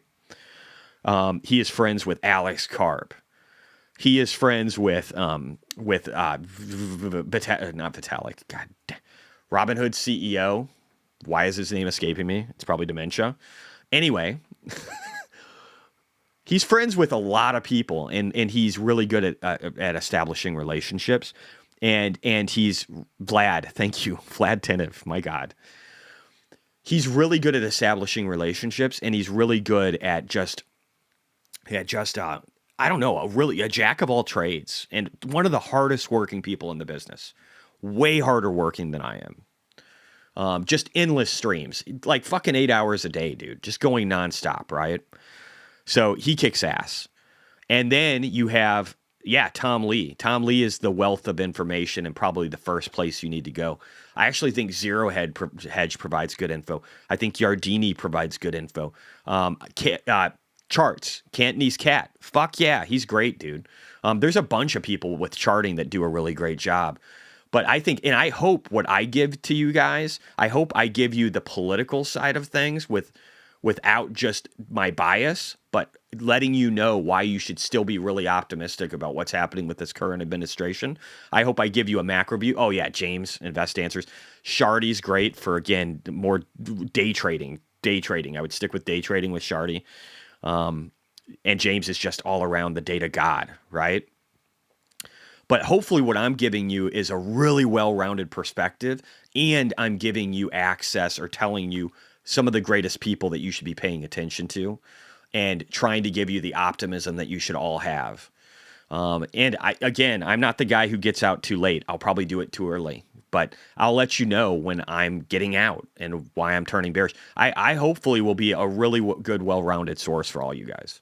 That's my goal. But there's really great people out in the space. And think about all the connections we've made, and think about just the clearing of noise we've made with the people we follow on YouTube and the people we follow on X and the things that we listen to politically and the things we discard. Remember when I told you guys on election night that Trump was going to win the presidency, the House, and the fucking Senate? And then I spent 9.5 hours making sure that that's exactly what happened. I hope you get some good stuff from me too. And I'm the most transparent. I agree with that, Stoney. I don't know anybody that shows what I show. Nobody shows their portfolio allocation and shows you how much they've got invested, how much they've made, how much they've lost. Nobody fucking shows that. Very few people show that. So, and I do the portfolio allocation for free. Everybody can see it, right? Crypto Gucci, he's great for Ethereum, guys. If you're not following him, you have to. And I admit my mistakes. Yeah. So I do that too, right? I don't fucking hide from them. I like to reevaluate what I'm doing and look back over the last year, look back over the years and figure out where I'm doing things wrong and what I can do better. And I do take constructive criticism, not from dickheads, from people I respect and that are part of this channel and that are part of this community. Those are the people I'll take constructive criticism from. And especially if they present it kindly, right? If you're kind to people, they'll keep you around. I like Marty Party. I never really pay attention to him, though. I really get some of that from, like, James. I don't think Marty... I don't want to say this because I don't want it sounds arrogant and it might have him hate on me. But I don't know if he has anything that I don't have. Like, he's big into the technical. He's probably really great if you're into shitcoins. I am not. I'm not in that space at all. So that's probably the insight you'd get from him. Help with your convictions? I hope so. Amit taught and teaches me literally every day. You know what's funny about Amit is he didn't know shit 3 years ago. He was retarded as fuck and young as shit. And he is so well-rounded now because he listens to brilliant people. He's done really good. All right. So anyway, Crypto Gucci, follow him. World's largest asset manager, BlackRock, is now buying more ETH than Bitcoin. So he's showing you over here, January 2025, buying massive amounts of Bitcoin back then, right? Massive amounts, a little bit of ETH, not nearly as much as they're doing now. Now they're buying larger amounts of Bitcoin, but Ethereum has just come out of the grave and completely surpassed. So good stuff. Good stuff. He teaches you a new word every day. That's awesome. Steak and eggs. Jesse, do you think $1,200 Tesla is possible by 2027? 2027, maybe 1,500 or more by the end of 2027. I think we could hit 1,000 in 2026. So somewhere around there. Jesse's usually right. Just wait a bit. Thank you, value. I do like to think that's true. And again, if anything, I leave things too early. So just remember that.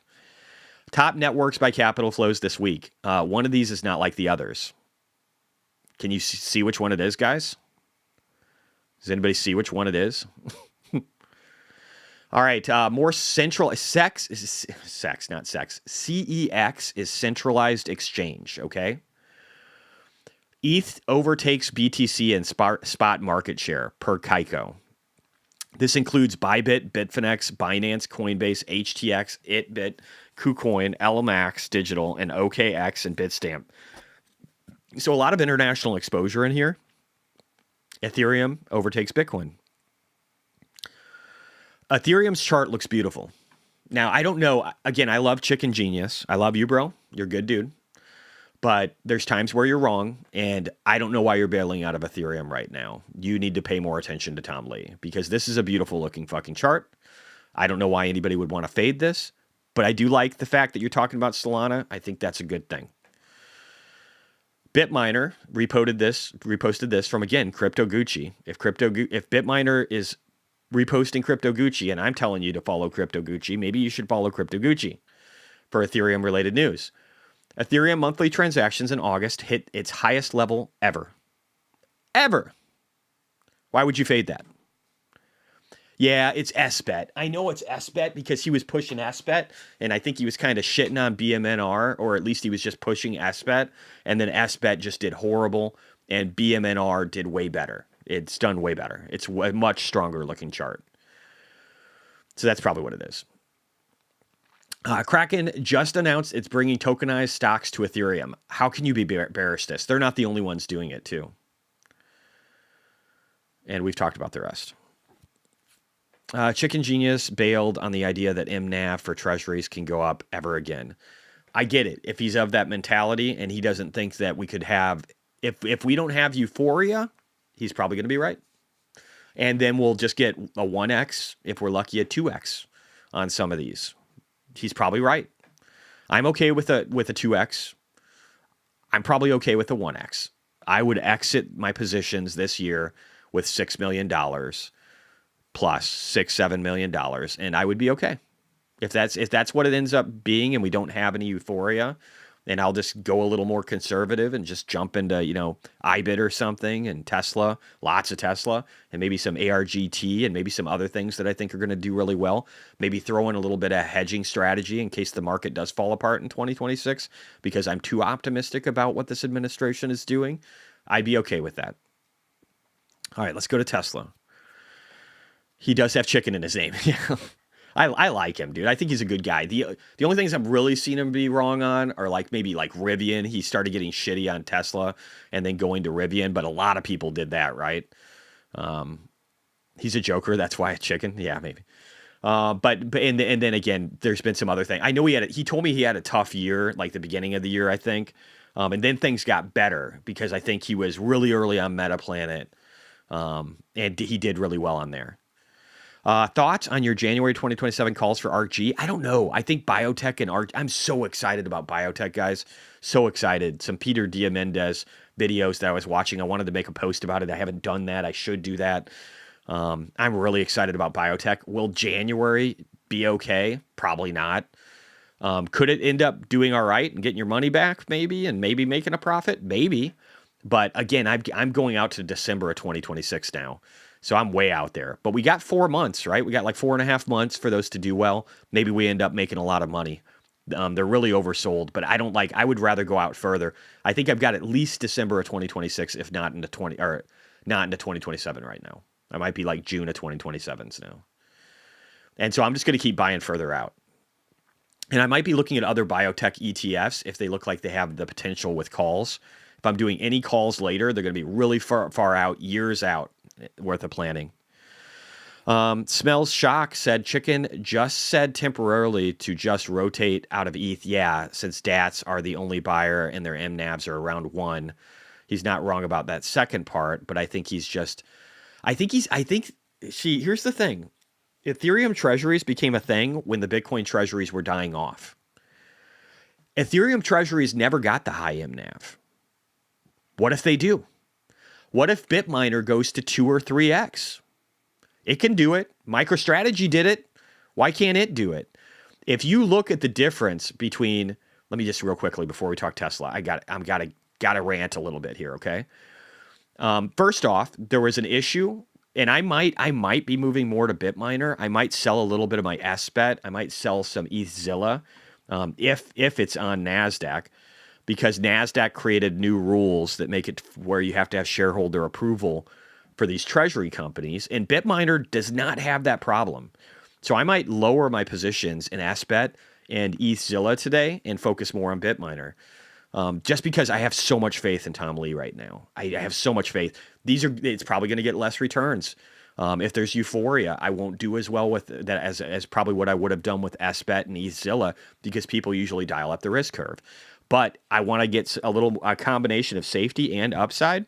So I might just switch a little bit more, maybe 100,000, 200,000 more, and lower my positions in SBET and ETHZilla so that I don't have to worry about the problems that they're going to encounter with raising money. I want to be in the best.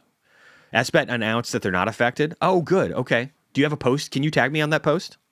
If they're not affected and they're on the NASDAQ, then I wonder what that actually means. Huh. Do you still believe in Smarter Web Company? I want to. They could be really good. Again, I moved a little bit of money over to Metaplanet. Metaplanet's gotten absolutely destroyed because it looks like the blackout window is hurting them. Should probably look at the chart on that real quick. I won't spend too much time here. But we are getting, so this is Metaplanet in Japan. We're getting closer. We're only 10% away from the final gap. And over here, the last time, we closed basically every gap except for a little, arguably just barely one right over here. So could we be closing that gap before going higher? We could. Will I end up switching some SWC over to Metaplanet? Probably not. It'll probably be other treasury companies that I have less faith in. But SWC is still my largest position. And yes, I did go into some more Metaplanet. I think Metaplanet still needs to close that gap. It looks a little, here's it is in the US market. If you look over here, we close this other gap now. That one's dead. And we have another gap that's lower than, this is the US market. So looking at pre-market, again, about 10%. About 10% is max pain.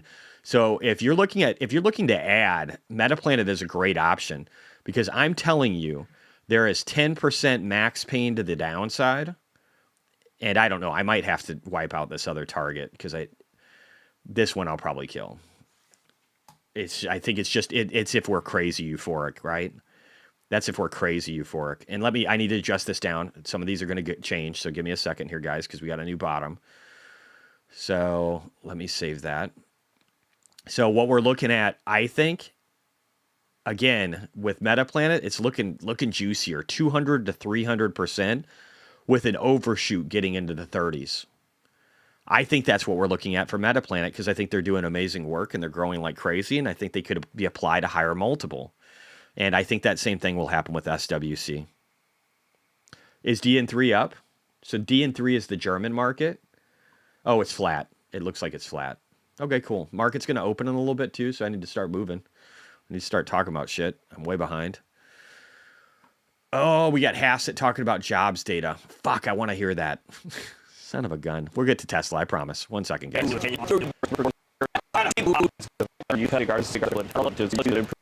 Sorry, I need to fix this. I don't know what's going on with this image. I'll fix that in a second. I want to hear Hassett. He's a good dude. I might have to adjust here. This is weird. What is going on? Let me refresh. I might have to refresh and then adjust again because that's weird. What the fuck? Why is that happening? Let me see if I adjust the screen. If I adjust the width. 1 second here, guys.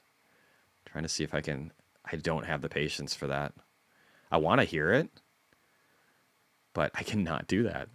Let's go over here. Let's go to the video, and then we'll go back to live stream. I'm just going to toggle some shit. Okay. All right. Let me see here. Now we'll go back. All right. Sorry, guys. That got weird.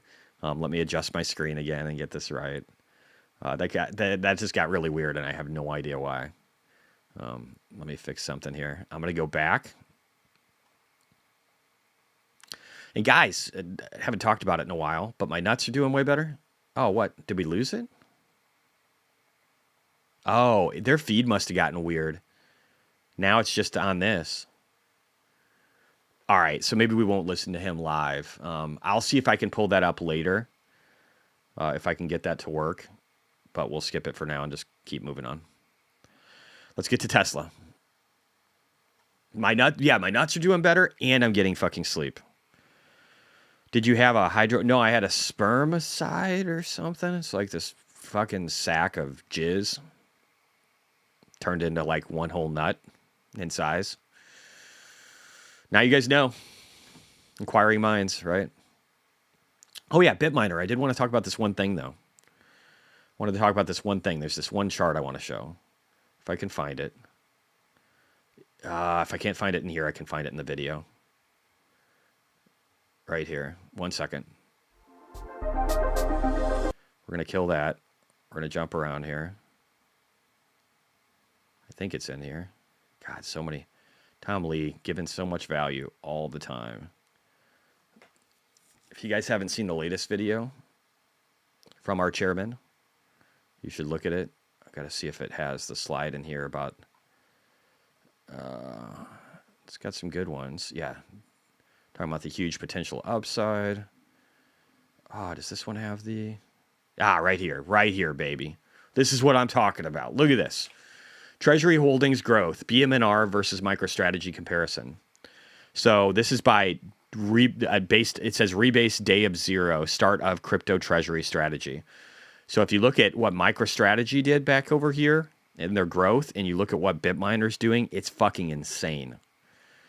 So just understand that this growth rate, I think we could get to 2-3x MNAV, and I think a lot of people aren't mentally prepared for that. Yeah, I don't know. Silas, good call.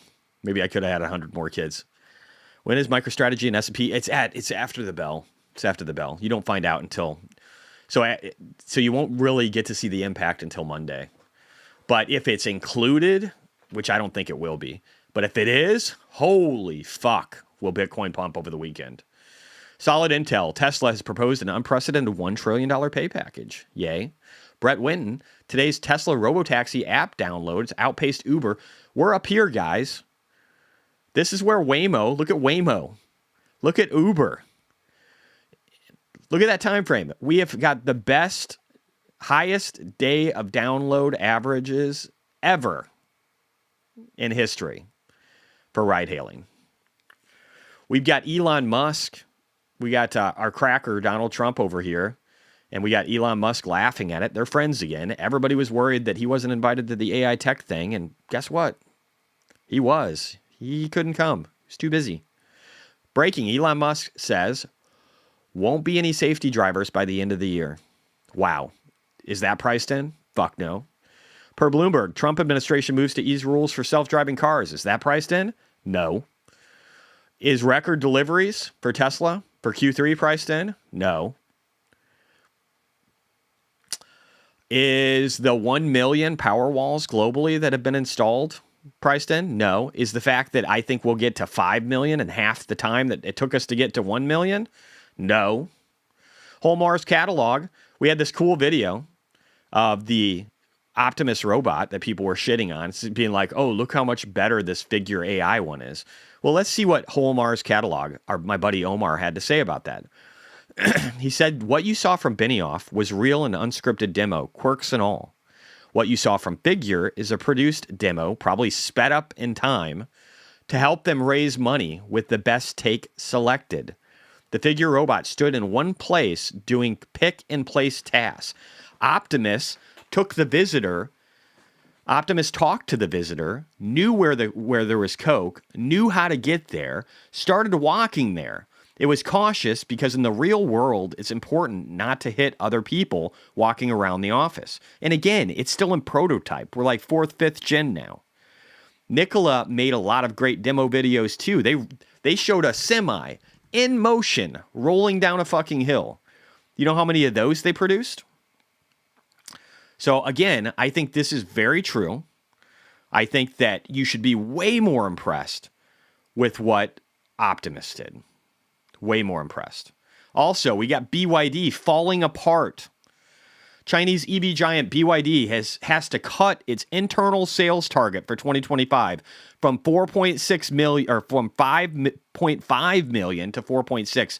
900,000 less cars. Absolute fucking crickets. Who called it? Who called it, Mr. Gav? Me. Everybody talking about BYD being the new Tesla. Fuck you. You're idiots. You're idiots. I want to jump out here because I can't find it right now. But I want to find that Optimus view because there's the video of it and it's actually stunningly, oh, if you spell it right. It's an amazing view. We got about 1 minute, 20 seconds, guys, until yeah, let's look at this here. So again, and I'm going to speed this up. Let's ignore the voice and let's do what they probably did with that stupid Figure robot. Right? Let's do that. Let's listen here. Just pretend that this is at 1x. Just chilling, ready to help. Hey, Optimus, do you know where I can get a Coke? Sorry, I don't have real-time info, but I can take you to the kitchen if you want to check for a Coke there. Oh, yeah, that'd be great. Yes, let's do that. Look at his hands, dude. Fucking sick. Let's go. All right, so it takes a while. Awesome. Lagging. Let's head to the kitchen. Okay, go. I think we need to give it a bit more room. Yeah, so it was being cautious. I'm not about space. It's loud as fuck. It'll be able to work a lot faster. But all that will get better. Again, this is so amazing. This thing is seeing its environment. It's understanding what coke is. It has an actual fucking brain. It's not pre-programmed. It's not being teleoperated in this circumstance. I don't know if the other robot was being teleoperated.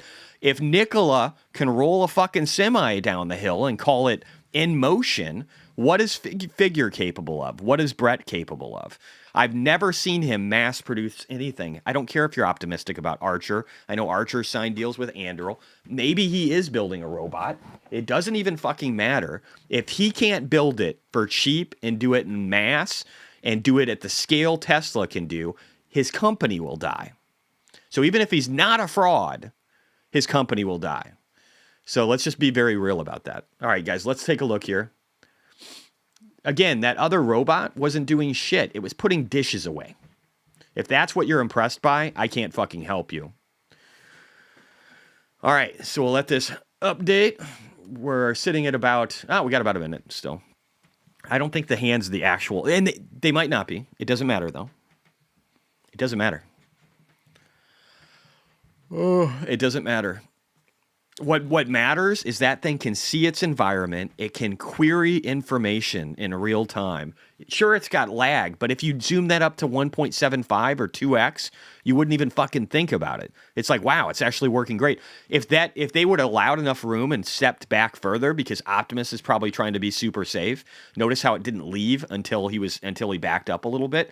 If the safety protocols weren't as high as they are, it would be fucking crushing it and people would be crazy impressed. Or they wouldn't be, and then just someday they'll be impressed when they see them walking all over their fucking city. Elon and Optimus years till revenue. Yeah, that's fine. It doesn't... I don't know if you guys realize this. Let's take a drive down memory lane here. Okay? When Tesla did its last parabolic move, going from $11 a share to $423, it hadn't recognized all of the revenue yet. It's actually doing better on most of these metrics right now.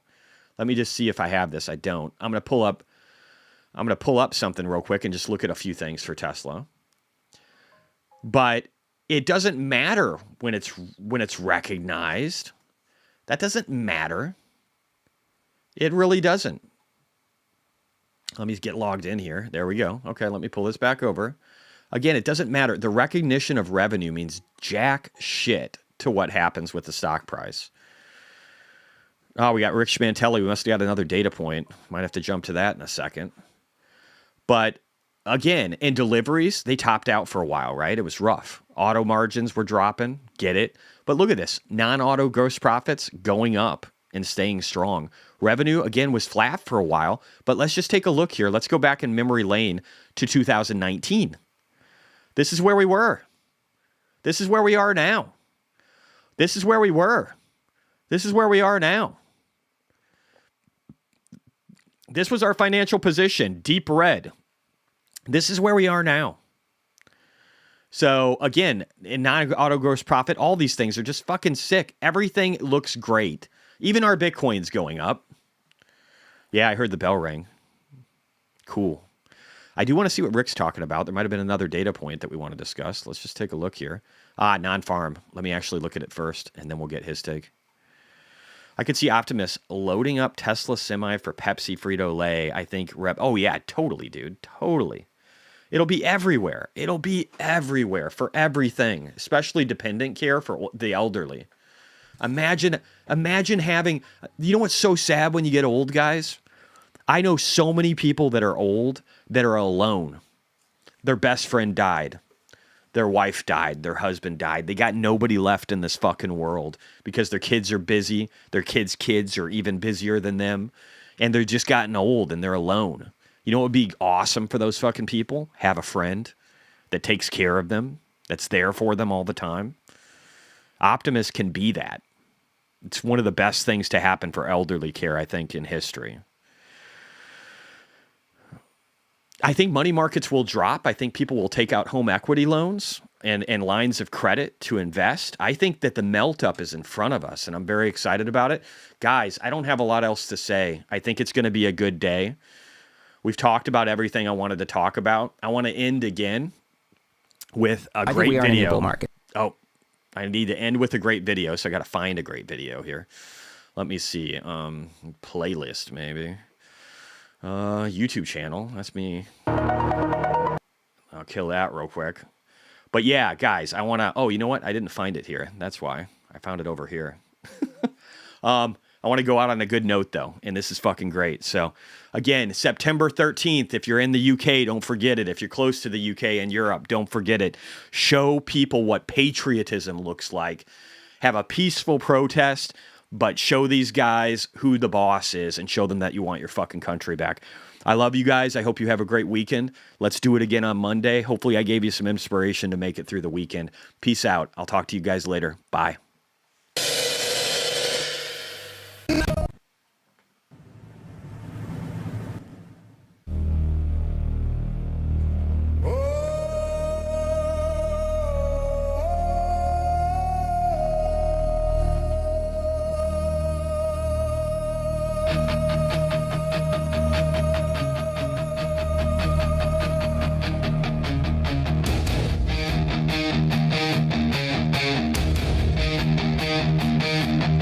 A child with an axe, a knife in her hand.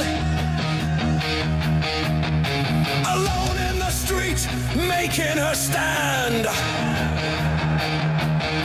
But the chains of the state came crashing down. They jailed the innocent, let predators prowl. You silence the truth. You bury the brave, but Britain is waking. We will not be slaves. The call to rise. Britain unite. Stand or fall. The choice is tonight. They cage us, betray us, still we defy. The call to rise. Britain unite.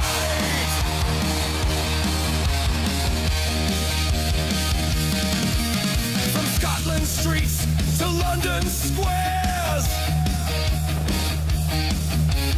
Voices unite, the world will stare.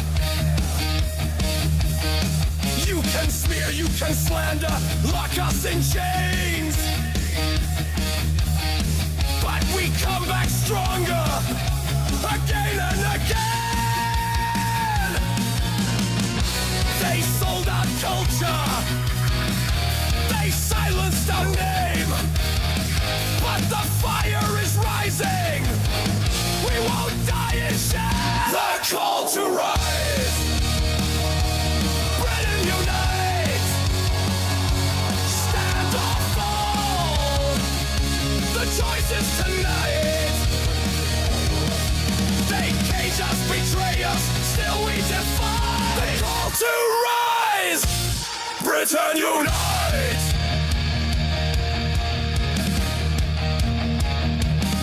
Stand up or fall down. This is the reckoning here and now. One voice, one fight, one flag in the sky. September 13th, they can't silence the cry.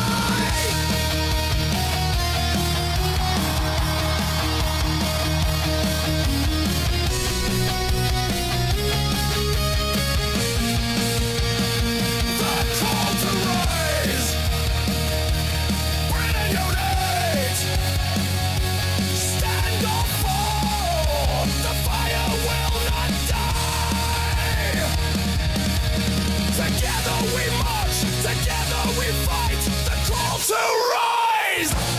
Britain unite!